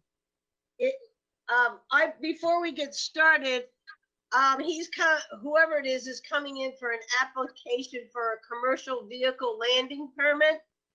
And I looked up, tried to find a definition of vessel, and I was able in RSA 270-E2, 12, and it defines it as following. Vessel means every description of watercraft other than a seaplane used or is capable of being used as a means of transportation on water. So this seaplane does not we can't issue it because it is not a vessel, it's a plane. And Brad, Yes, Paul? it seems to me about an hour ago, we started a conversation about the fact that the state regulates the use of the waters. And putting one of these big old puppies down in the waters is something I think that the applicant probably has to talk to the state about. I may be wrong, but I'm just trying to connect dots. You know, we don't regulate how those waters off of our port are used. We probably would want to have a conversation, or at least understand how in the name of good God's graces we're going to have a seaplane come in and then tell all those boaters that are out there trying to get to Bailey's Bubble, get out of the way. So, you know, step aside, we got a plane coming. I don't know how that's going to work. So I think before it comes here for more discussion, I think the applicant probably needs to do a little more homework. Well, I think we can't use a vessel landing permit. He's asking to land and use our dock, and he doesn't fit our criteria. So Right. This is the wrong application. You're right. In terms of the waters, that's the state, but this is whether we're gonna let that plane dock at our dock. Right. And it doesn't fit our criteria. Many years ago, we had the Aero Marina, which operated out of Goodhue and Hawkins, landed offshore, and I have all the history on that if anybody's interested. Sure. Just, yeah, getting a little more homework. I just don't understand how, you know, on a weekend or a weekday, even last weekend with the terrible winds, the docks were easily 80% stuffed up.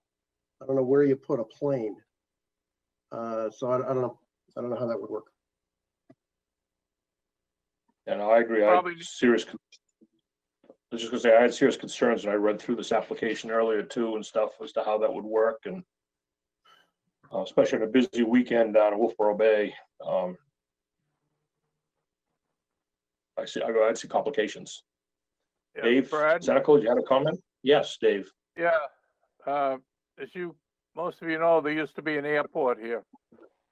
And there still is an active seaplane runway in Winter Harbor. It's still on the Right. books, it's still being used strictly for seaplane. Now, if he wants to land a seaplane and go somewhere over that way, or indeed the state or FAA or whoever deems that part of Wolfeboro Bay should be a seaplane landing area, and he goes someplace else other than the town docks, I think we need more information. You know, I I have was all the thinking history that, on, I was have thinking all the that- history on that if anybody wants it. you know, we don't get a lot of, because it's a small dock out in front of the Libby. You know, the dock is a little wavy gravy right now. I don't know whether that's because of, it hasn't been fixed in a while, but if there is an ability for that to be used and we understand how it could be used, that might be worth a good conversation. But we need to do it under something other than the vehicle landing permit. That's my thing, is that's not the way. We could give them special permission to use the dock, but they shouldn't apply that, application. Yep. So I guess our comment would be, I don't know if this gentleman's listening tonight or not, or with us, but if he is, this application for commercial vessel landing permit wouldn't be valid for us to even act on or anything, because it doesn't qualify for what he's talking about, so. Oh, he is an airline pilot, Brad, so he may not have gotten back in town in time. So I think Right. we ought to just send him a note that, as Linda said, it's not a vessel, and maybe he ought to look at somewhere else and possibly the Libby dock. Yeah, see too, his home port is Mirror Lake on the application, so it's not, Yeah, should be that's familiar where with he where. lives. Yep. He lives on Mirror Lake behind the church. Okay. All right. Any other comments, or Mr. Pinion, would you be willing to reach out to him and just inform him what our discussion was this evening? We will absolutely do that, Mr. Chairman. Okay, thank you. Okay, moving on next, a discussion about a letter from Kelly Collins on Laner Street. I know we talked about this quickly at our last meeting. And Hey, Kelly. we all have the letter in our packet here now. Board members, all had a chance to read it and stuff, and we listened to Kelly there a little bit last week, and guess I'd entertain some discussions here on how we want to address this. Mr. Chairman, this is Matt Sullivan. I do see that Kelly is on the meeting. I'm not sure if you would entertain her speaking to some of her concerns, but I think it might be appropriate. I guess I'd pull the board on that because this is a discussion. It's not a public hearing, but I would pull the board if they would like to allow Kelly to speak. I'll start out, Brad Hammer, I'd just start out by saying, yes, I have no problem with Kelly speaking. Linda? I don't have any problem. Paul? None whatsoever. Dave Senico? Yes, go ahead. And Dave Bowers? Okay, by me. Okay, all right. So who wants to start off? Matt, do you want to start off with us? Anything, or? No, I've had some conversations with Ms. Collins. We had a chance to correspond both via phone and email. I think the letter to some extent speaks for itself, but I'd like to, again, if the board is comfortable, ask her to lead things off, and I'm happy to answer any questions that you have as you hear from her directly. Okay. Kelly, since you are with us here this evening, so I'll turn it over to you if you'd like to make some comments and ask some questions. I think the letter is fairly self-explanatory. I appreciate you agendaing it and taking the time to read it. I have lived here for about 3 years, and I'm very concerned about the neighborhood activities When my husband bought this house and I moved in, there was no public restroom across the street. I did attend the public hearing for the planning board and made some suggestions that perhaps the public restroom should face the street so the police department could cruise by more easily and see the activity in the pavilion. I understand you've had to camera it and it's a live stream so the police can watch it. There's been public urination from the bar that is adjacent to our property. There's been public urination both on Friday and Saturday nights when the bar is open, and I called the police one time last summer at 10:30 on a Saturday morning because somebody was publicly urinating on the side of Wolfeboro Oil in broad daylight. There have been large groups of kids, teenage kids fighting over in the park by the pavilion. There was an incident, which I did not put in my letter, I forgot, where a gentleman 2 doors down pulled a gun standing on the center line in Laner Street, aiming at a guy on the sidewalk, and 30 yards behind that is a little kid's playground. My car was sideswiped.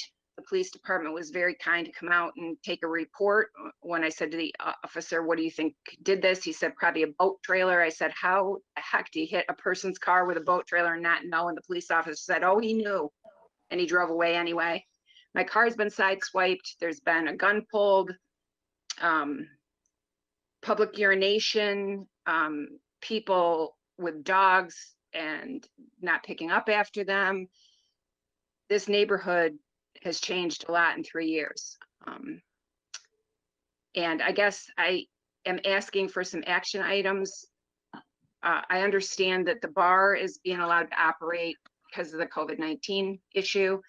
I don't want to see anybody go out of business. That is not in the best interest of my tax bill or the community at large, but I don't want to see the public urination getting worse now that they're drinking outside as well.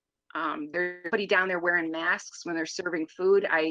Matt and I looked at the governor's order and it says that the servers are supposed to wear masks and the patrons are recommended. It's just kind of out of hand, and I would like some more police presence. I'd like the board to consider perhaps making this end of Laner Street from where the parking lot comes out between the Burnt Timber Tavern and the park, maybe make it no trucking down this end, because the large trucks start at 5 o'clock in the morning and just use this as a shortcut so they don't have to go up on Main Street. I think that the beer trucks and the Coca-Cola truck could still access the back of Harvest from Center Street into the front part of Laner and then make the rest of Laner no trucking. I just think that something needs to be done, and I think the only thing that's going to do it is enforcement. I did have a conversation with Chief Rondo last year, and I basically got a lecture about how there's nothing he can do. I did ask Matt to please copy my letter to the police commission as well, because I think a lot of this is enforcement. Public urination certainly is enforcement.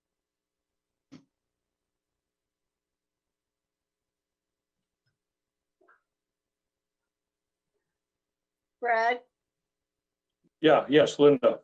I asked Jim to look up what was required in order for the service of food or beer out on the outside, and they still are required to have a restroom.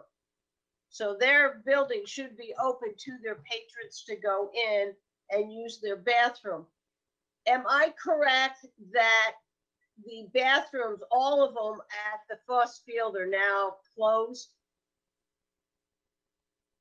Christine's on the phone. Christine? Sorry. Yes, those are still closed. We won't open them unless we have somebody working down there, and that's what we're working on right now. So they are still closed at this time. But they wouldn't be open during the evening anyhow. No, it's only open when the park's open, and that's dawn till dusk, I believe, in the rules. So we should make sure that they are having their their bathrooms open and it's easy for the patrons to use it, or get a porta potty down there through this period of time. That would be my two suggestions. That public urination took place last year, long before COVID-19, at 8 or 9 o'clock at night when they leave the bar and they get in their cars that are parked in the public parking lot. They pee in front of their cars, which are directly across the street from my house. I don't see that we can do anything other than get the police down. We can provide the facilities or make sure that the restaurant having the facilities. That, you're right, that's an enforcement. To me, that's a police matter. I mean, there's nothing we can do about that. As Mr. Chairman, has anyone from has the police commission or the police department responded to Ms. Collins' letter?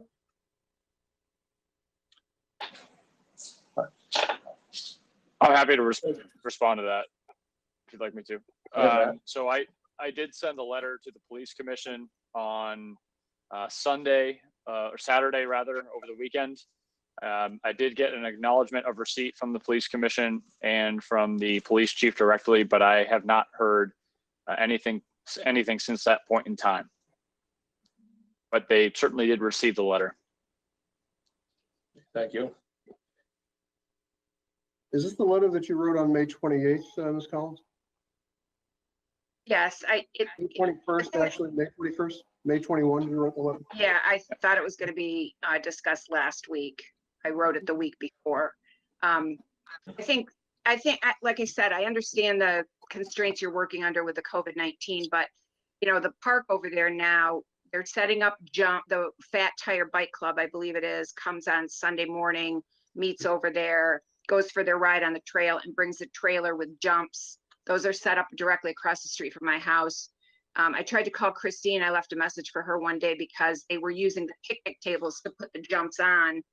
And I was pretty sure that Parks and Rec didn't really want their picnic tables all damaged by bike jumps. The police department did come down and ask them to remove it and help them carry the table back. It's just, I understand you're trying to provide a place, but you're providing a place for people to congregate now in one place directly across the street from my house. And it's a mixed, I understand also that I live in a mixed use neighborhood. There's a homeless shelter, there's a Parks and Rec facility, and then there's a bar. It's kind of a perfect storm of, I get no quiet enjoyment of my residents ever. And when his live music starts, when his live music goes on in his closed bar with the doors closed, I can't hear the TV in my own living room.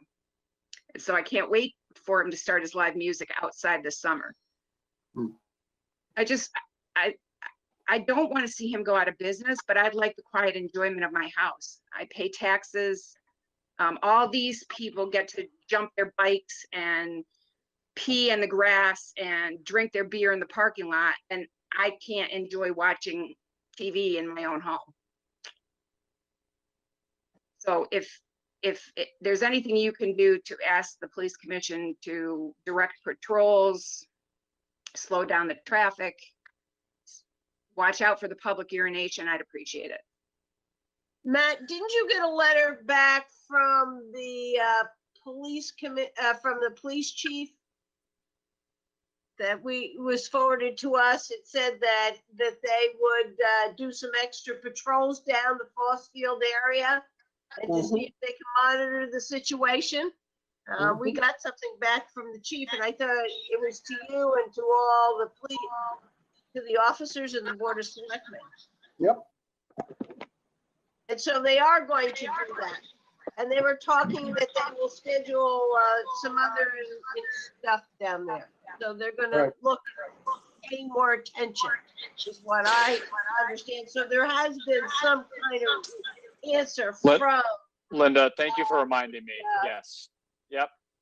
From the Yes, police. thank you for reminding me. I apologize. I did forget that response was received after I sent Ms. Collins' letter off to the chief. I apologize if the chief is listening. I did not mean to let that escape my mind, but the chief did comment that they will schedule also some inspections of burnt timber directly, you know, particularly directing police presence down there. And after that, and I apologize, I jumped a little bit, he did mention that he would share the letter directly with the commission on top of that additional enforcement that he discussed in his email. Yeah, I got a copy of that as well, and I wasn't, and we're not poking at anybody, but the person who wrote the letter is the person who doesn't know what action is going to be taken. We're having a nice conversation amongst ourselves. And I think what Ms. Collins is asking is, could you tell me, is there going to be anything that I could expect different? And if the answer is, we're doing the best we can, then, whatever the answer is, I think we owe her some clarity. I have a question for Christine. Christine, since the cameras have gone up, we put those in last spring or so, has there been a change in student behavior down there? I think it's a lot easier for the police to, when they see it, they will go down there. We've already had 2 cases where we have filed charges of vandalism, and we were able to catch them on camera. So we are trying to prosecute people when they are not doing the right thing, just to send a message.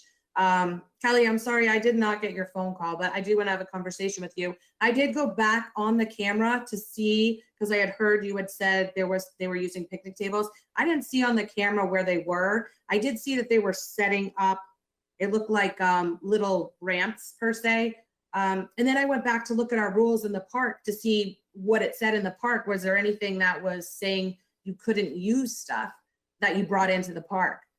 There wasn't, but I did want to talk to Matt to see if there's any ordinances or anything that would say what could or could not happen in the park, because there was a call we did receive that they were curious because those bike ramps per se were set up and their child wanted to use them and they didn't have the opportunity to use them. They didn't know why, because it was in a public park.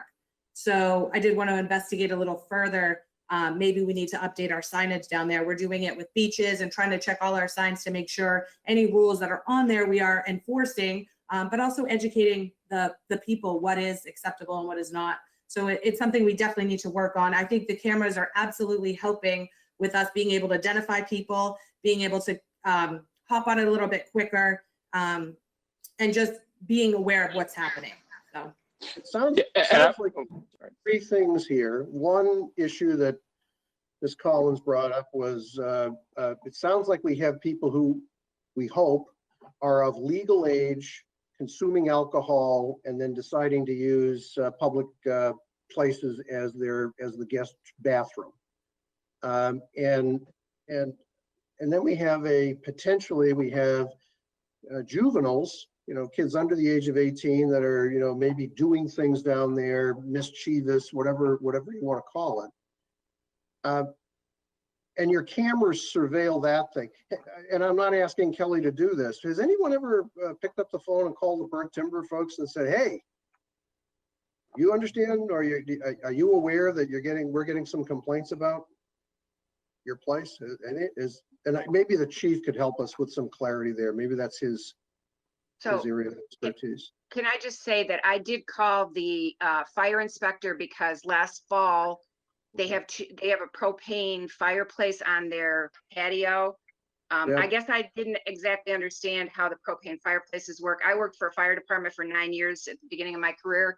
And when I saw the flames licking 5 feet in the air, 3 feet from the building, I thought that was illegal. I thought they had to be 25 feet away, but he said because it's a contained propane underground, it's okay.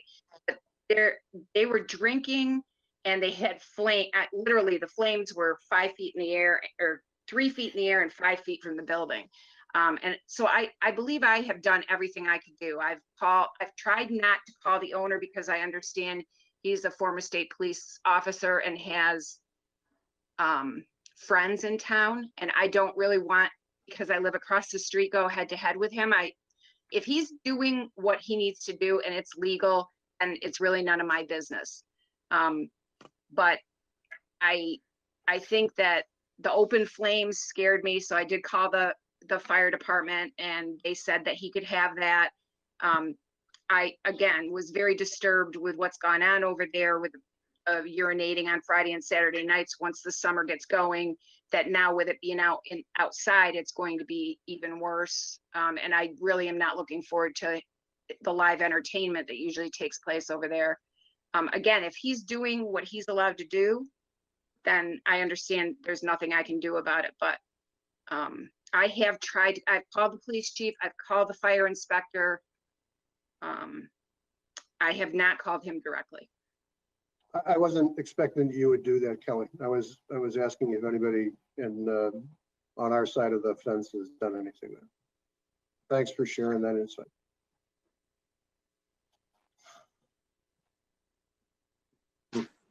Yes, Can I comment on that, Mr. Chairman? Sure, go ahead, Matt. I had a conversation with Eddie about the ramps over the past week and a half. And quite frankly, the conversation led to just what Christine is saying, and that is, tell me why we can't have them there. And quite honestly, I don't think there's a prohibition.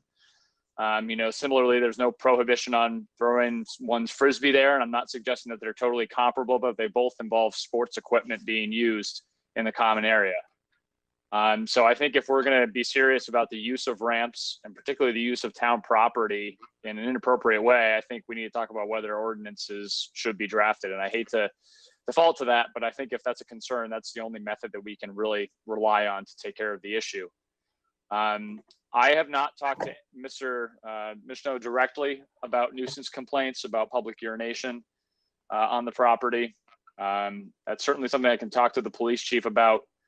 And we need to decide, who should lead that conversation, but I'm happy to do that if that's what the Board of Selectmen would like to happen to the town manager. I think also we should, I don't know how late the noise goes on, but I think we should take a look at, since it is going to be outside, whether there is going to be a noise issue and whether we can help get them to regulate or, affect the amount of time that it's on.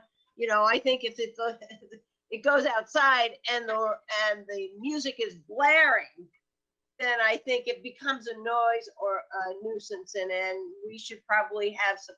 It would be better that we have a conversation with the owner beforehand than after it starts, or if it starts. Yeah, I agree with that. And just for clarification, he's not the owner. He is not the owner. Sorry, Paul, I didn't mean to cut you off. There's an owner that owns both sides of the building. Just for clarification. He's the renter. Whoever it He's the is operator. running that bar is the He's person the operator. to Yeah. talk to beforehand. Don't we have a 10 o'clock at night noise ordinance? You're supposed to stop playing music after 10? You can't do it? Yes, we do. Okay. So, and I agree, Matt, you're good at helping us with, so he's not the owner, but he's the operator. At the end of the day, the owner would, if we called the owner, he'd say, you got to talk to the guy who operates the place. Where I come from, if you feel that you're not getting good service out of a restaurant, you tell the person who's running the restaurant, because they'll probably thank you for that. And maybe we have to consider doing that. Mr. Chairman and Mr. Pinio, I think a conversation with the operator with the police department, as well as maybe with code enforcement, is probably the right place to start. Can I just ask I one think more I would- question? Sorry. Go ahead, Kelly. About the ramps. So I'm concerned about those ramps, not just as a resident who has to listen to them going over it, but like Matt said, there's other people that go by with little kids, like 3 and 4 year olds on little tiny pedal bikes, and the little kids want to jump those ramps. You might want to look into it with your liability insurance on what happens if you turn a blind eye to them setting up these attractive nuisances. To me, it's like a trampoline.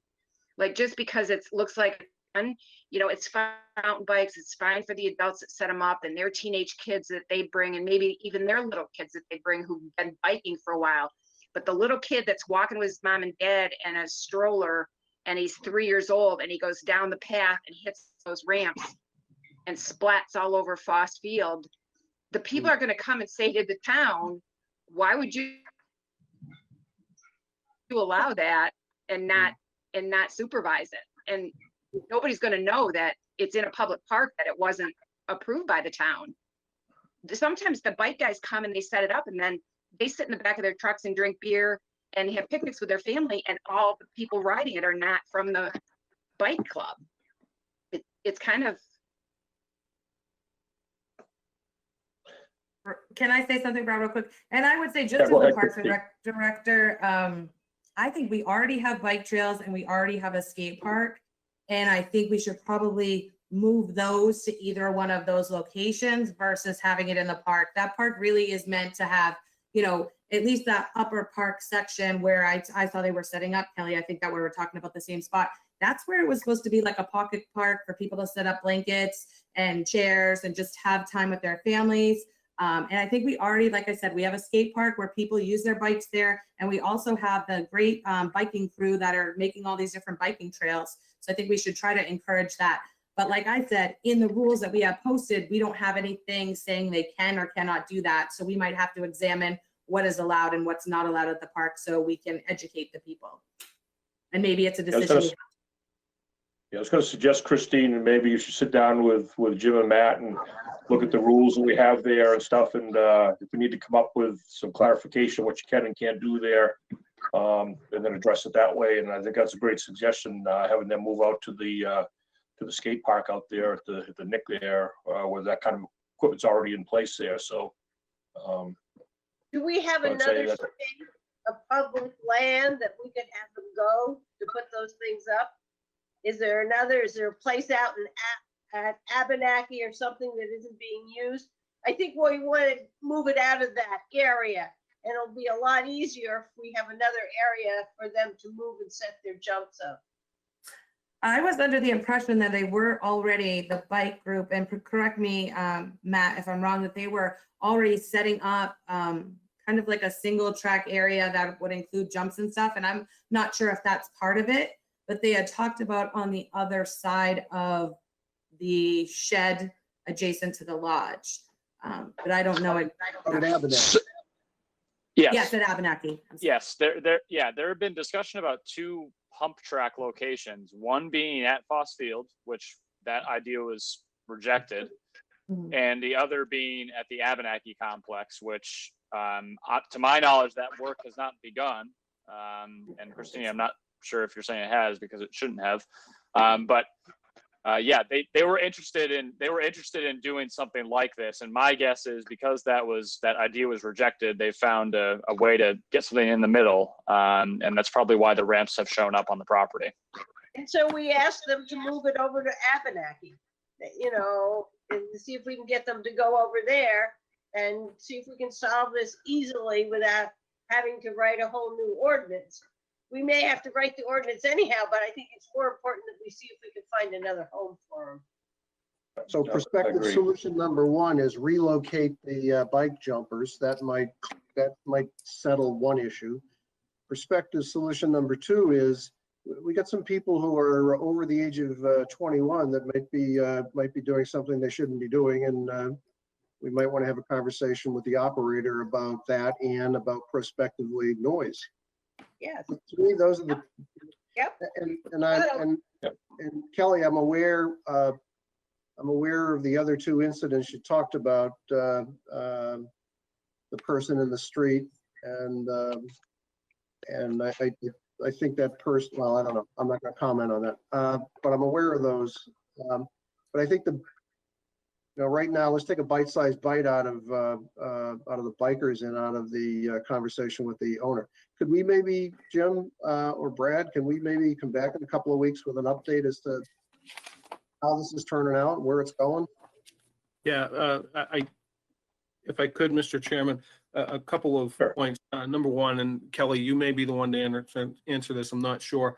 Do we know exactly which bike group we're dealing with here? Good point. I believe it's the Fat Tire Bike Club, but they meet every morning. They meet every Sunday morning at 10 o'clock at the Burton Timber.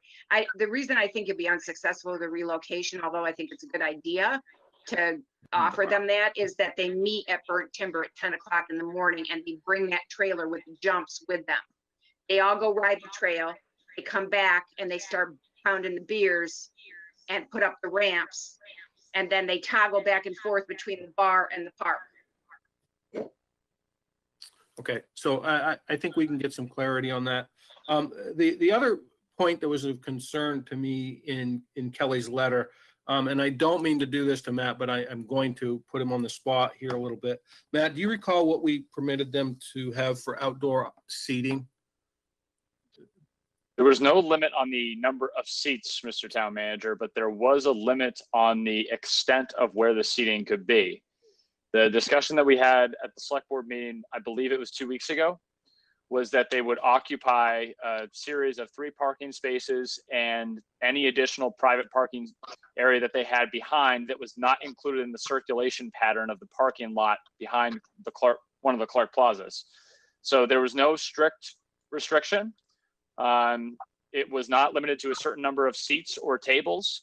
It was limited to those 3 public parking spaces and any private property that did not prohibit the circulation of vehicles safely in that rear parking lot.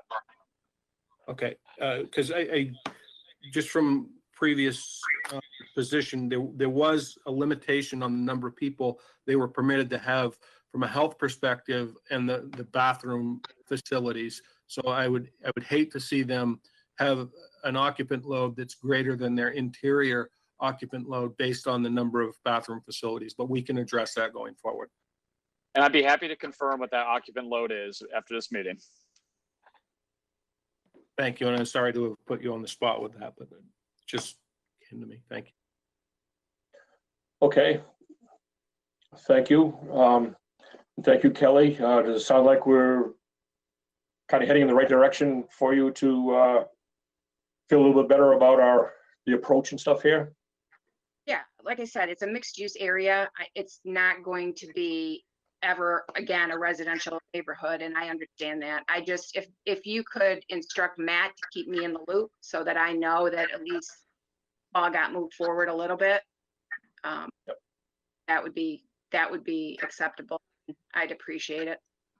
We will absolutely be happy to do that, Kelly. Thank you for your time. Thank you. Good night. Good night. Next on our agenda, discussion about CIP guidelines. Matt, were you going to take this one? I'll start, Mr. Chairman. Okay. So you should have in your packet a memo. Myself and Matt sat down, came up with the CIP guidelines. So I believe you will see on the second page are the recommendations we're looking at going forward.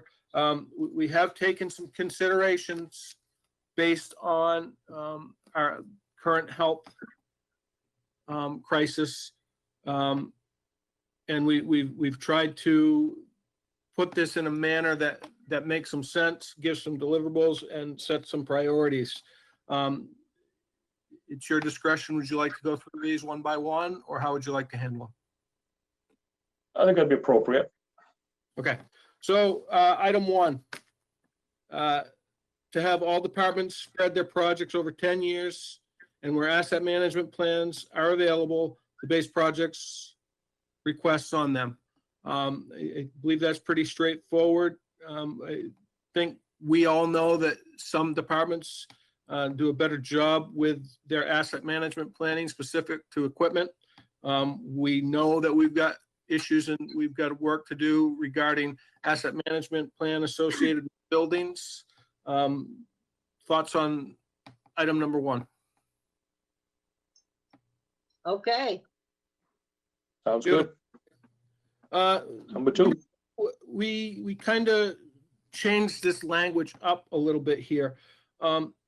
New general fund capital projects requiring bonding should, whenever possible, be programmed into the out years of the CIP following the public safety building.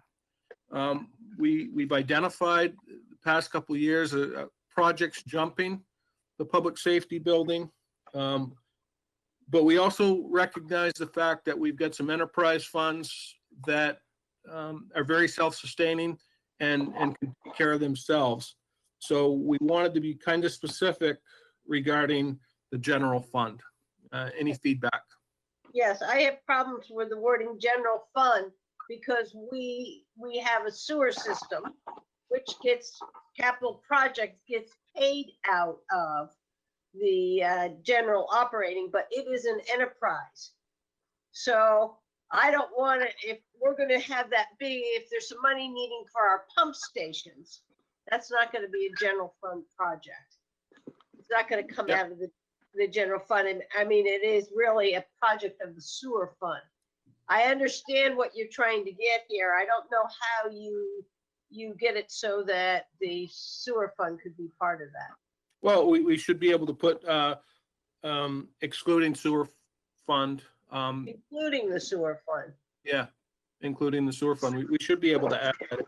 And I have a question. The other question is there a date on the public safety building now? Are we moving it out to say that it needs to be out the other side of it? We need to pinpoint the date of the public safety building. So, I mean, I think we all have got some understanding that based on what's occurred over the past year and a half, while we've done some work for the public safety building, we had started to launch some other options, and the bottom fell out of those for good reasons. So we don't have a defined time frame of the public safety building, and I think a lot of that is based on debt service capacity, which I know there's a lot of questions about, and what's going to be happening in the coming years regarding the economy and the current health crisis that we're in. Sure. Paul. Yeah, I'm sorry, guys. My connection winked out here. So what number are you guys on to jump up to? 2. We're on number 2, Paul. Oh, good. Okay, so on the public safety building, here's what I remember, and it's probably because my mind is not as good as yours, but I remember you collectively. I remember we told each other a couple of years ago the walls were going to fall down. It was going to be a disaster. We needed to do something, and we spent a pretty fair money with an architectural firm who came back with something. Why is that still not a priority? It is still a priority. It's the next listed item to be bonded. The problem becomes our public safety partners are kind of busy dealing with the current health crisis and don't have a whole lot of time to dedicate to the planning of said building. We had planned on launching a study on another location in town. Unfortunately, we lost the opportunity to potentially purchase that location. So it kind of all came into a perfect storm. So are you still expecting it to go out in 2022? I think we can all sit here, Linda, and say 2022 is probably an unreasonable time frame. Or that we looking at 23? Somewheres we should put a date. It can shift and stuff, but if 2022 is going to make it, we should give it 2023. We're obviously going to want to get it off before 2024 because that's 28. You're breaking up a little bit, Linda, but I understand what you're saying. So you would like to give us you'd like us to give you a time frame of anticipated coming forward with bonding for the public safety building. See, Jim, we've lost, based on the fact that we've really lost about a year and a half, I would say that we probably would be shooting for 2023 to 2024. And my question to you, Jim, was probably more direct than it needed to be, but if this is a big capital expense, I don't think there's anybody sitting around the table here that thinks it's a dumb idea to do it. It's going to anchor a whole bunch. It's going to inform a whole bunch of other projects that we want to work on. Yeah. because it's either gonna be, so where I look at this, we need to get clarity and say, do we want to do this? And I got all the background information about, the perfect storm, and you're right. Do we want to do it? And if the answer is yes, then let's put a stake in the ground and say it's going to be a 2023, 2024, and that will inform every other piece of capital that we want to spend. Right up to the limit of whether, we use the Linda Murray 2% of $20 billion or some other metric for whatever it is, whatever the number is. But I think we need to put a stake in the ground here, because I'm reminding myself, we said the building was in deep poo-poo. We went out and did field visits. I got the perfect storm thing, but we got to like anchor this. Because if we don't, I worry that what will happen is we'll do a lot of other capital projects. There's always more things to do than we have money to do. And this thing could wind up out in 2028. Then I suggest we go forward with 2023. Okay. Okay, stakes in the ground. Yep. Stake is in the ground. Let's cook it. Okay. So Can I ask a clarifying question? Are you then suggesting ahead. that in the actual goals, you want 2023 in there, correct? right? Yeah. So we're going to include sewer within this topic, and we're going to find the date of 2023. Yes. Yes, Okay. the sewer, it's the debt service. And we don't have any big CapEx beyond in Barry's life beyond what he's currently doing now with the new substation, right? He's kind of like steady state, running out for the next several years. I believe he No, is. there's another project that's not anywhere equal in size to what he's doing right now, Paul, but there is another, I believe, $1 million project or very close to it. One of the island reconstructions or Forest Road, something, I just can't remember off the top of my head, but there is something else coming up in the coming years. And there's no other big water CapEx projects that are going to come at us. The sewer is the one we don't know The about. pump stations are the big one, but no very, very large water projects, no. And Linda, from your vantage point at the Pop Whalen, is there nothing? Is there anything a big No, Kahuna Pop coming out? Whalen may be looking at about $1 million.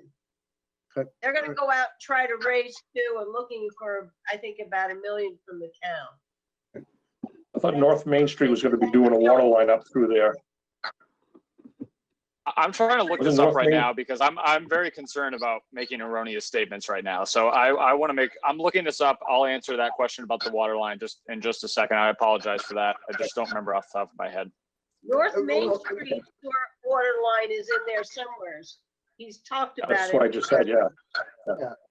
But I think what we're drilling on here is the big one. The thing that's gonna just, it's gonna just suck up a whole bunch of attention and capital is the public safety building. No doubt about it. And these other ones, $1 million is a lot of money, but $1 million in the scheme of things versus a 12 or whatever it winds up to be, final price tag is, Well, not very. But I guess, Paul, $1 million for Pop Whale and 2.5 for the Libby. We have to watch how many of those smaller projects get wrapped in before that public safety. And I think that's kind of what this is trying to address, I think. Yeah, and I think what Jim, what we all were saying is if we know that we're looking at a big nut for public safety, we are going to pay attention to those other projects with much more rigor. Yes. That's exactly what that's saying there, so. Yeah, that's exactly it. Matt? Just for a quick clarification, the projects I thought on the electrical fund is that both the submarine reconstructions are in 2022 for Melody, Keniston, Submarine, Barn. Those are out in 2022. So those combined equal about $900,000. And then on the water side, the North Main Street is not sizable. It's not a sizable expense. The big item is out several years, out in right now 2026 for some water plant upgrades. So there's nothing in the immediate future on the water side that's sizable in nature. Matt, how about the Thank you, sewer Matt. pump stations? Where are they laid? The sewer pump station, they're a big nut, I think. So the sewer pump stations are one of those items that we had identified as potentially stimulus ready, shovel ready projects, just as a reminder, but they are in the CIP in 2022 and 23 right now. That's where they were at on the last year's CIP. Thank you. Okay.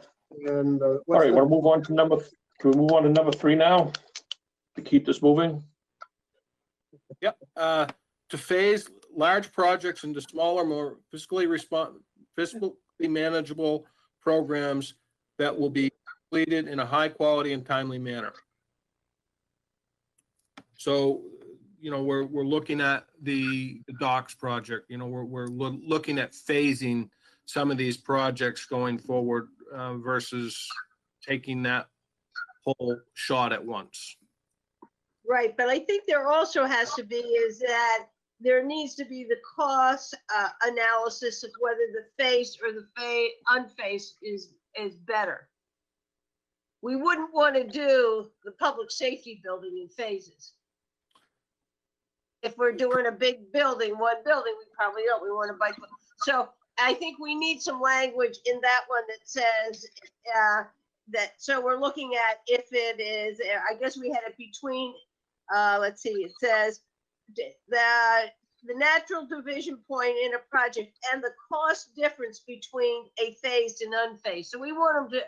We want to know the cost difference between a phased and not phased. Because something may just make more sense to bite the whole bullet. Correct. We could just insert like benefit cost analysis to be done at the same time there. So we'd be looking at that. Okay.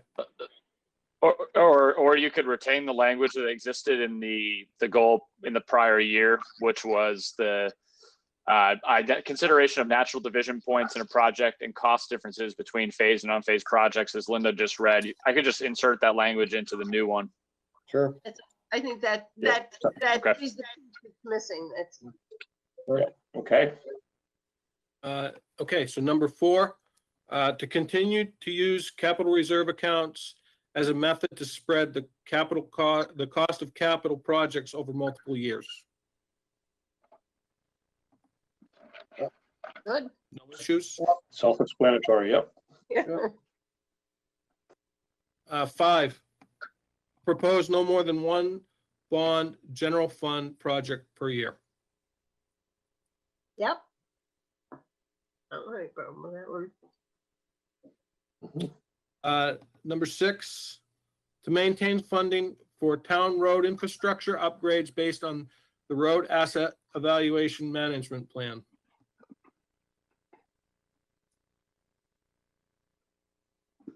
Yep. All good? All good. Number 7, to focus on building maintenance and repairs of town buildings based on asset management plans wherever possible. That's the capital side. I think at a later time, we need to have a conversation about the operating side. Because we can go squirrel away a whole bunch of money, but we really need to have a badge, in my opinion, on a person that says it is my job to go around and to come back to this board or to come back to the town manager and detail what needs to be done, how much needs to be spent in any given year. We don't do that. What I would like to have added in here, because we took that out, and I think it'd be on this, to keep our buildings ADA compliant. You know, we got smacked by a lawsuit by not keeping up on that. So I think that's important, and it can be, you can add it into this, or you can make it a separate article, but it's important that we keep that ADA compliance.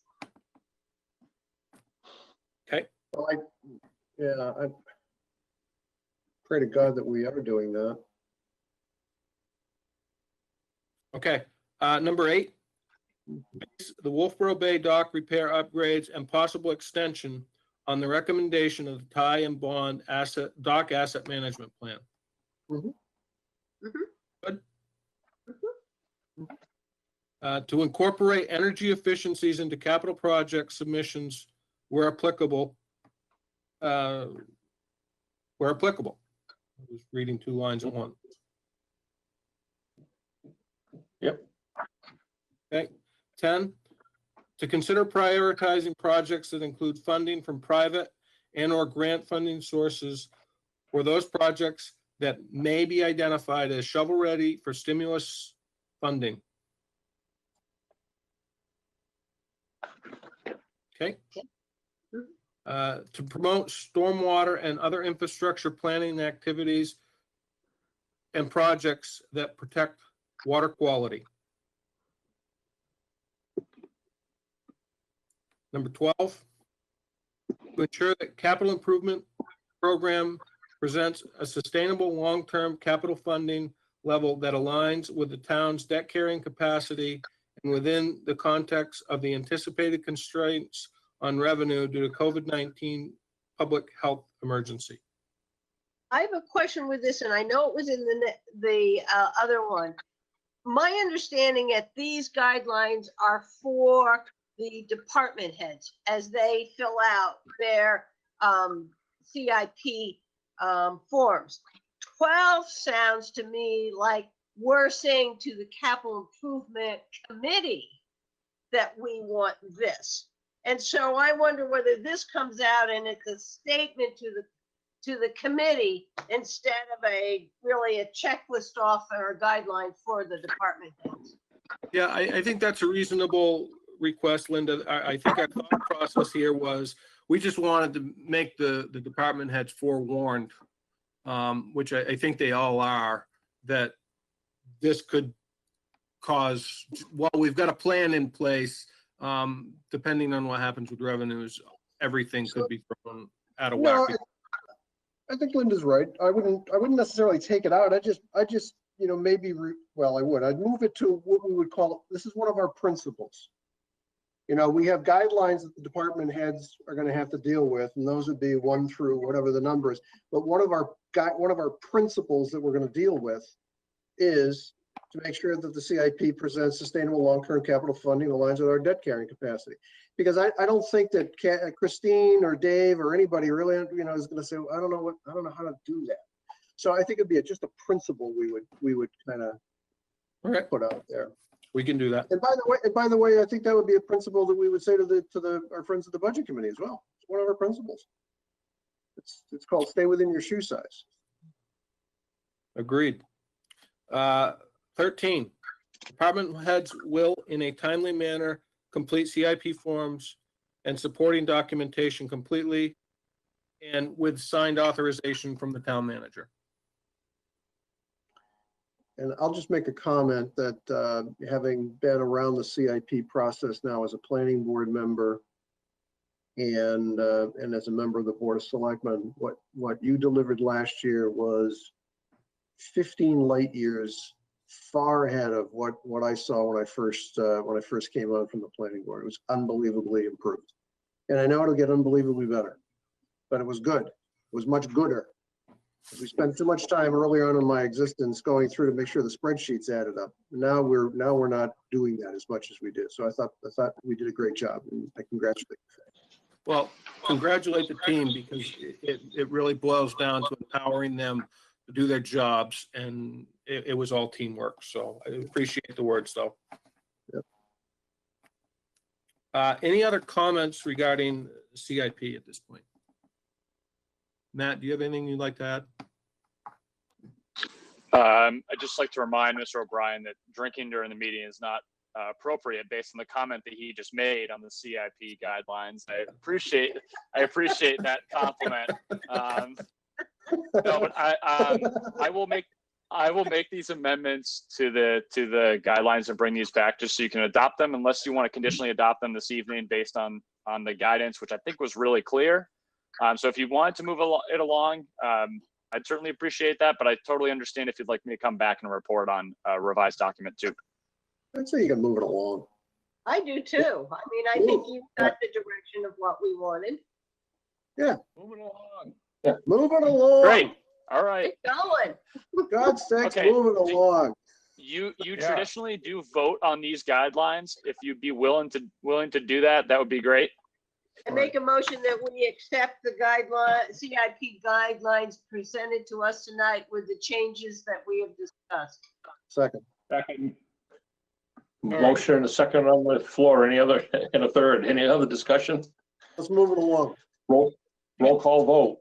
Linda Murray. Yes? Paul O'Brien. Yes. Dave Senical. Yes. Dave Bowers. And Brad Harriman, yes. Thank you very much. Thank you. Thank you, Matt Sullivan. Thank you. Now, next on discussion for the updates from Task Force number 3 beaches and Task Force number 5 temporary event permits. Christine, you gonna update us on the beaches, or Mr. Peniel, you taking control of it? I just wanted to say we did have an opportunity to meet as the Beaches Task Force. We had excellent discussion, and I think we came up with a pretty good product all in all. And Christine has put together a mountain of work based on this and her programs. So I'd like to hand it over to Christine, but I'd also like to commend her and thank her for all the hard work that she's put in on this. Thank you so much. So the proposal that you have before you basically is discussing, how we're going to move forward with COVID-19. And if this was a regular summer, our beaches would just be unlocked right now, which we have done, but not necessarily facilities open, and we're not manned at the beaches. And manned last year would be lifeguards. This year we're talking about gatekeepers and beach attendants. So what we're proposing for this year is clear communications, posting what expectations are for the patrons, and what we're going to provide for them. We're going to do real-time Facebook feeds. We're going to pin to the top of our Facebook page what's going on at the beaches, as far as how many people are at the beaches, if they're full, and if people can still come to them. We've already started posting social distancing signs out there. And based on the 2.0 guidelines, really through the state, we have to limit not necessarily the people on the beach, but limiting the parking to start with. So it says 50% parking capacity. So I actually was able to go out to all 3 beaches, kind of count spots roughly. I guesstimated a little bit on Cary Beach, but I was able to get spots for the other 2 beaches. And then we also did, if that comes away from the CDC, if that's lifted and we're up to 100% capacity, we also did have someone from the task force go out to the beaches and do a 25 by 25 square section of the beach for each person. So looking at it, beach capacity for Albee would be at 252, and Albee Beach would be counting the sands necessarily right by the beach, near the beach, but also that wooded area. So the whole area in front of the beach. Cary Beach was 75 people and Brewster was 120 people. And then also with that, there will be no picnic tables at the beaches this year. The beaches will be, when they're open, when they're staffed, the bathrooms will be open. There will be no lifeguards this year.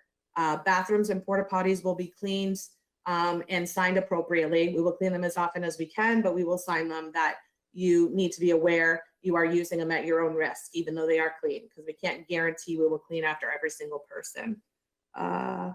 Beach capacity will be what will dictate if the parking lot is closed or the beach is closed. So when we look at, if we hit that parking lot number, if it's at 50%, then we will have to close the beach per se. The second thing will be if we hit the beach capacity, we would have to close the beach. And then we had in here, this is also contingent on what's decided, but parking at Albee and Cary would require a permit. We also are encouraging patrons to limit themselves to 2 hours. We aren't necessarily going to be saying, hey, your time's up, but just encouraging that. So really we can get as many people on the beach enjoying it as possible. And I think that was it for that.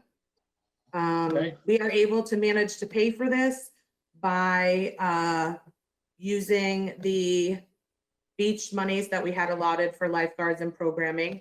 So that's how we came up with that. So, and we're still under what we would spend if we had all those other things going. So it definitely is a workable solution to what we have going on. Was that piece of paper that you sent out, Christine, that had those costs in it? I think I pushed it back and I said I didn't understand the context of it. Was that it, Jim or Christine? Was that what you wrote out? I think maybe one of the papers got added late because Linda requested it. So I think that was the last piece. I'm not sure it got sent out. Oh, okay. I think it got cut off. I Did you believe get it that? got cut off You because get it was off. something that said funding of the beach? Yes. And then it gave you what it was gonna, park attendance and the Yes. total amount? Okay. Yeah, I shipped it back and I said I didn't understand. I didn't have context for it. My So that radar was wasn't on. Yeah, that was just showing, as we stated earlier, the Parks and Rec Department kind of went away from programming in the traditional sense this summer and looking at really managing facilities and trying virtual programming as such like that, trying to really see what else is out there. We actually collaborated with, I think, 3 or 4 other rec departments and created our town's virtual rec. And every week, we're going to create a new video and post just to get people excited. I'm about to embarrass you. Have you all seen what she did? Christine got together with all the Parks and Rec directors around the neighborhood, and they created this Facebook video where they're throwing a ball back and forth to each other virtually. I mean, it is amazing. It's awesome. It's awesome. That's great. Yeah, the Parks and Rec field really has come together because in times like these, especially, Parks and Rec always struggles with being considered essential, right? Because they're like, oh, we don't need Parks and Rec. So we really, we want to be seen as we are essential. People need us. They need our facilities and they need us to kind of help them get through things. So we're happy to do whatever we can to be part of it. Paul, that funding sheet to me was important because it tells us what lines of the operating budget they're going to change how it's going to be used. And I think that's the kind of stuff that we as a Board of Selectmen should give to the Budget Committee. We're making some changes. Here's how we're going to meet the money. It's going to be used differently. And I think they really appreciate knowing that that's what we're doing. So I thought this was no disagreement. It just came to me kind of it came into my inbox and I was like, whoa, it was kind of like out of left field. I just needed some context. That's all. But I agree with you. I think it should go to the Budget Committee so they know. Yeah. All right. By the way, Christine, I do. You and PD are doing a great job. Your stuff goes out. Wolfeboro PD publishes it. It's a very nice motion you got going there. Congratulations. Mr. Chairman, there is one other item that we really need to brief you on. As you are probably aware, the state has decided that they're going to stop funding testing for water quality testing at the beaches. Christine went out and did some work and got an estimate and figured out how we could get some water quality testing done. So the beaches will be tested for water quality this summer. It falls in line with her budget. She had budgeted $810 for testing, but us doing it in conjunction with the water department, we're going to be able to do it at that cost for all beaches, I believe on a monthly basis. So water quality testing will continue at our beaches this summer to help alleviate. And that's something we should publicize. Exactly. That the state has stopped it and we as a town are going to come forward. Absolutely. And we just wanted to let the board know first. Yeah, I just want to Thank put a you. plug in. We after we heard about it, I reached out to Scott Pike and, we discussed it and we collaborated and we decided we would put it under the same person who's doing all the water testing in town. So we were all under the same umbrella, but it's a group effort, but it was really great that we were able to work that out quickly and get the information to you guys. So there will be no change. We will definitely do testing at all the beaches again this summer and post accordingly. In your packet, it just says what was suggested by the state, so you can see what we'll be using and stuff when you get that proposal. That's a great example of connecting. I talked to Joe about this. A great example of connecting the dots. That's scale. That's great. And I agree with Linda. We got to get this thing out on the street because there are a lot of concerned people who were on the call earlier this evening as well, saying, "Oh my God, what the heck is going on here?" And I think we owe them the good news. They'll probably ask the question, is it the same frequency? Again, we look at the same thing, so we probably have to have those questions answered. But good news. Even though the state is not testing, I think they still are collaborating. So when our results come in, I believe it's still going to go on that map and everything. So I think that's still going to happen. So it's just they won't be able to send someone out to test, but I think they are still doing what they can to make it so that it's not really changing that much to the public eye. It's just really changing in-house. I think John McDonald's still working on trying to get to the DHHS commissioner as well. Good luck with that. But he's at least taking a shot at it, which is good. Right. Okay, anything else on the beaches? How about the temporary events permit? Amy's here and she's got that one. Okay. Hi, Amy. Hi. Okay, so you guys got the spreadsheet. We did have this as a task force, but it kind of didn't need a task force. It's been self-policing itself. So you'll see on here, I don't know, do you want me to go through them to list the events that have been canceled and updates, or you have any questions about it? How do you want to handle it? I think many of the big events. Let's go. I was gonna say, why don't you go through them very quickly if you want, Amy, the canceled ones and All right, go that way, I guess. Some of these change regularly, like New Hampshire Boat Museum. He just called me again. So this does say they were putting the dock in June 1st. They've delayed that again there because of the change in the governor's orders for June 15th. So they decided to hold off a few more weeks there. Okay. They don't know if they'll have their little mini regatta. So that's why that one's in orange. So then you have some of the bigger events that were canceled. The Calvary, that was approved. That was a couple weeks back. The Boy Scouts usually do the fishing tournament. That was canceled this year. The Cystic Fibrosis Walk, that was also canceled. The Chamber of Commerce, they didn't get to have two of their events. There's the Paddle Battle, and then a little bit further down, they just canceled Moonlight Madness.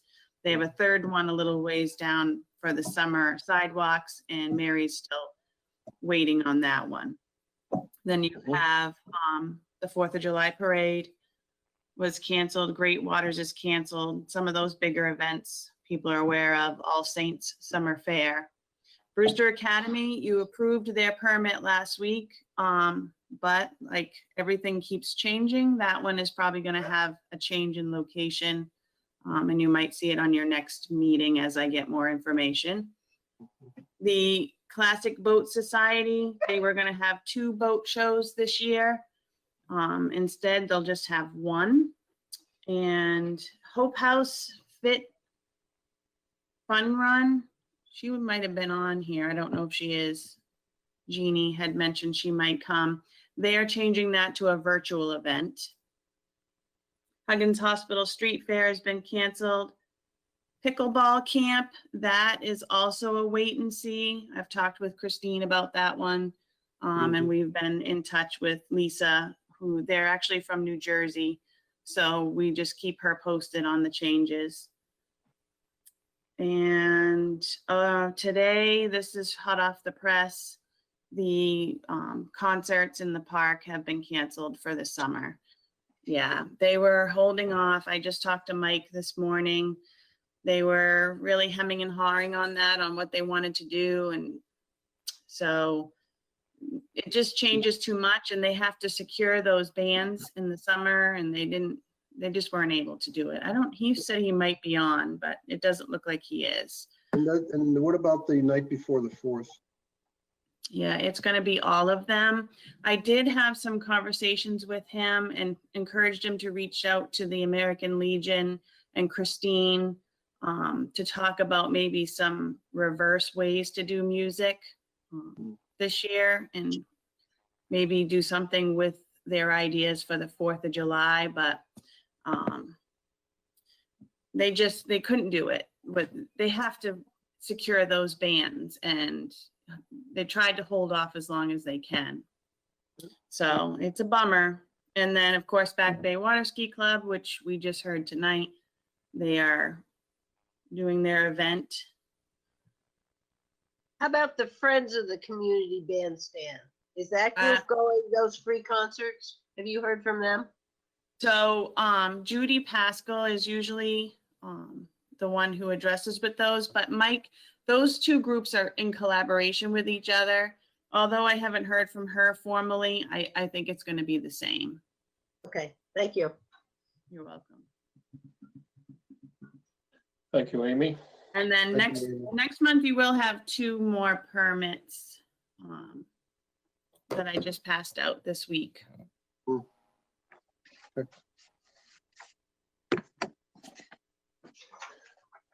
Okay. Yeah, thank you, Amy.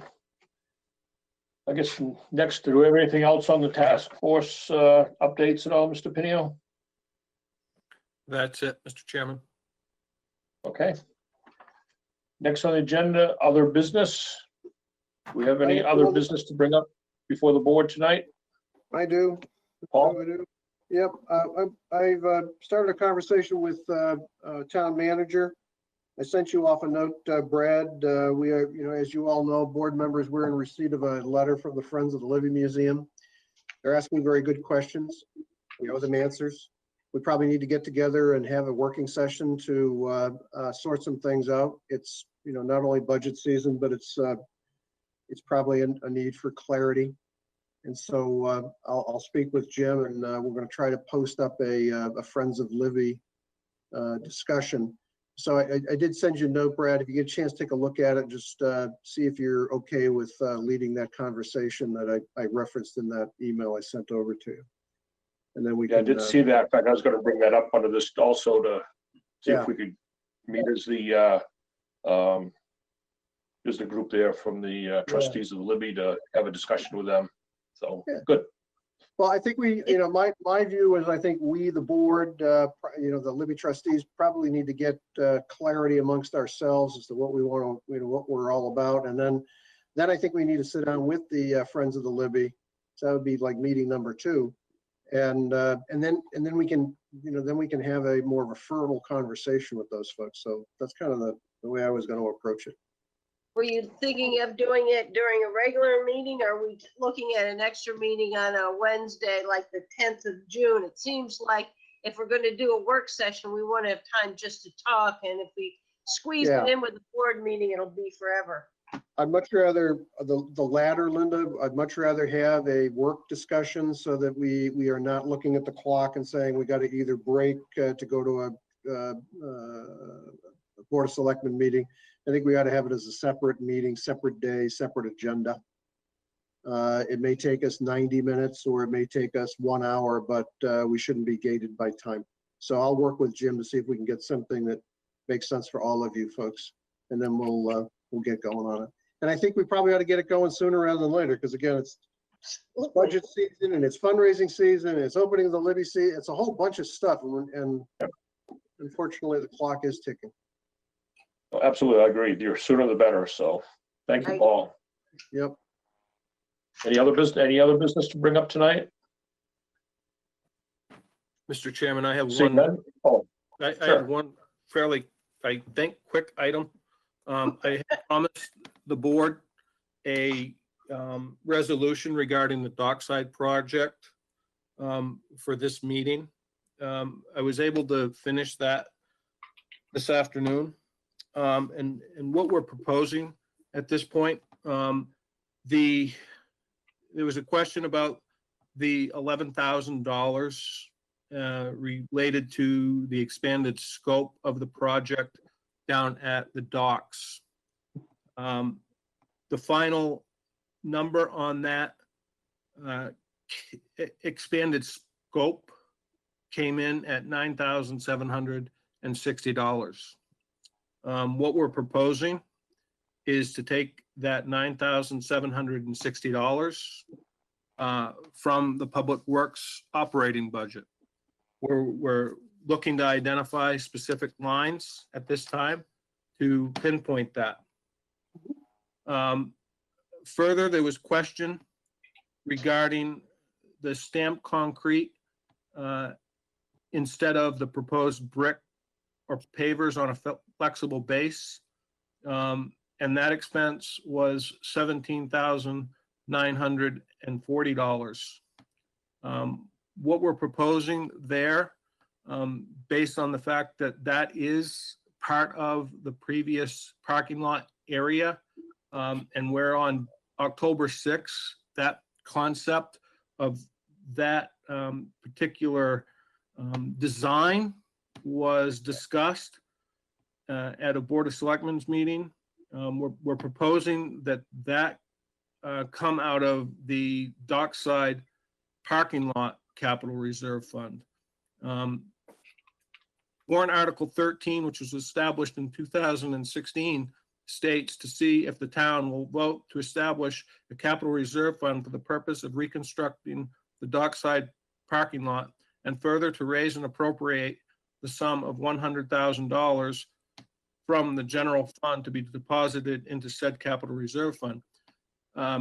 As of the close of 2019, that account had $159,300 in it.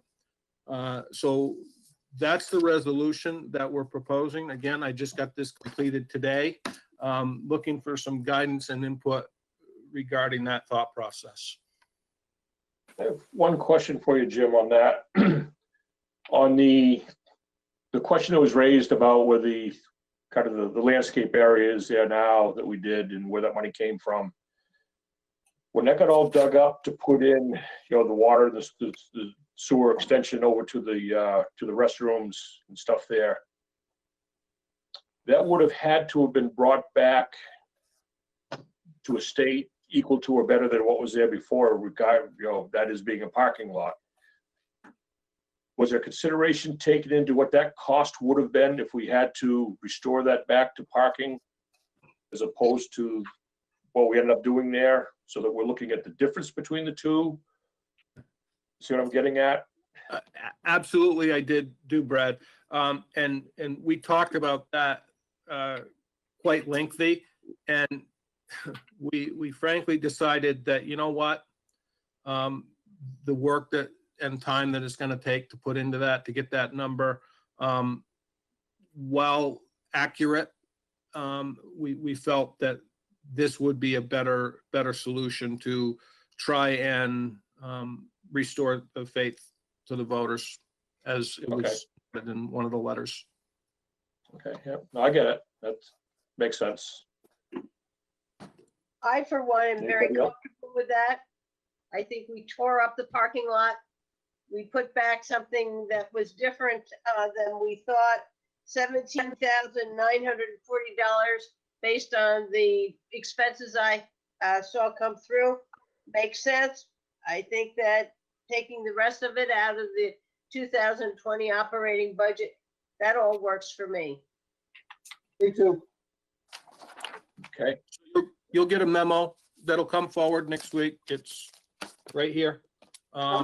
You'll get that, so you'll see it next week. But to advise you that it is done as promised, and that's all I've got under other business. Thank you. Thank you. Okay, questions from the press. Alyssa, you with us tonight? Hi, I am here. Oh, good. Well, thank you, but I think I'm all set. I have a lot to digest here before I do any writing. Thank you. And you did hear our input about the testing at the waters at the beaches, right? Yes, I do have a question. The testing of the water, it's cyanobacteria. What were the levels of, what was the other bacteria? E. coli. Oh, E. coli. The testing, from what I understand, you may need to check my facts here. The cyanobacteria testing will go on. The E. coli testing is what the state lab was doing. I think they were doing it once or twice a month or randomly around the beaches. It was the E. coli testing capability, I think, that they were going to punt on. Yeah, I agree. That's right. I agree with you. The cyanobacteria is still going to take place. Goes on, yeah. And our beloved Warren Muir is out there as we speak with his mask and flippers on, looking for bugs. No, but clearly it was the E. coli piece, I think, that the state said, we're not going to do it for whatever reason they could come up with. Okay, Anything else, Alyssa? that's okay. Good. Thank you. Next is going to be public input. Second session of that, limited to 3 minutes per person, not to exceed 15. Do we have anybody out there for public input? Hello, Brad. It's Suzanne. Hey, Suzanne. Welcome back. Yeah, thank you. Glad to hear. I had two questions. One was going to be Libby and one was going to be the dockside golden toilets, but they've been answered. I'm glad to see the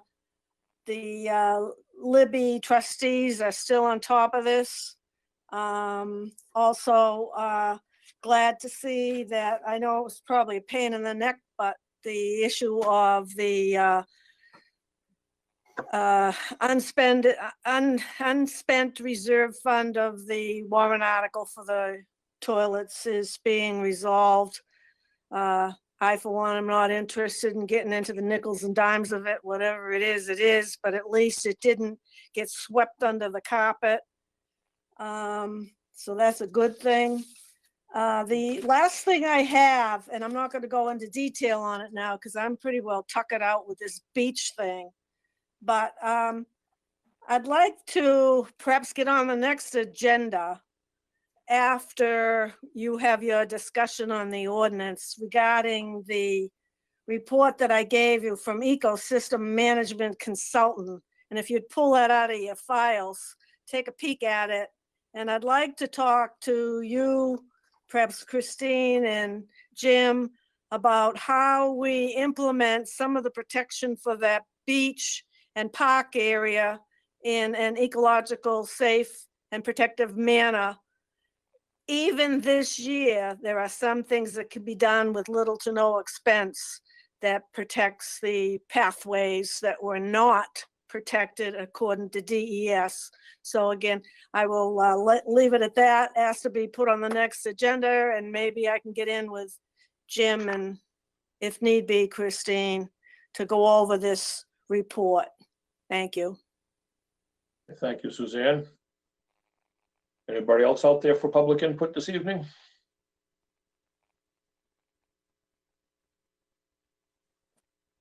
Seeing none, I would entertain a motion to go into non-public. So moved. Second. Motion and a second to go to non-public. Roll call vote. Linda Murray, Yes. Paul O'Brien, Yep. Dave Senical, Yes. Dave Bowers. I think he's gone. Went to bed. Went non-public. He's gone to non-public. And Brad Harrow votes yes. So thank you very much. We'll see you in the non-public land.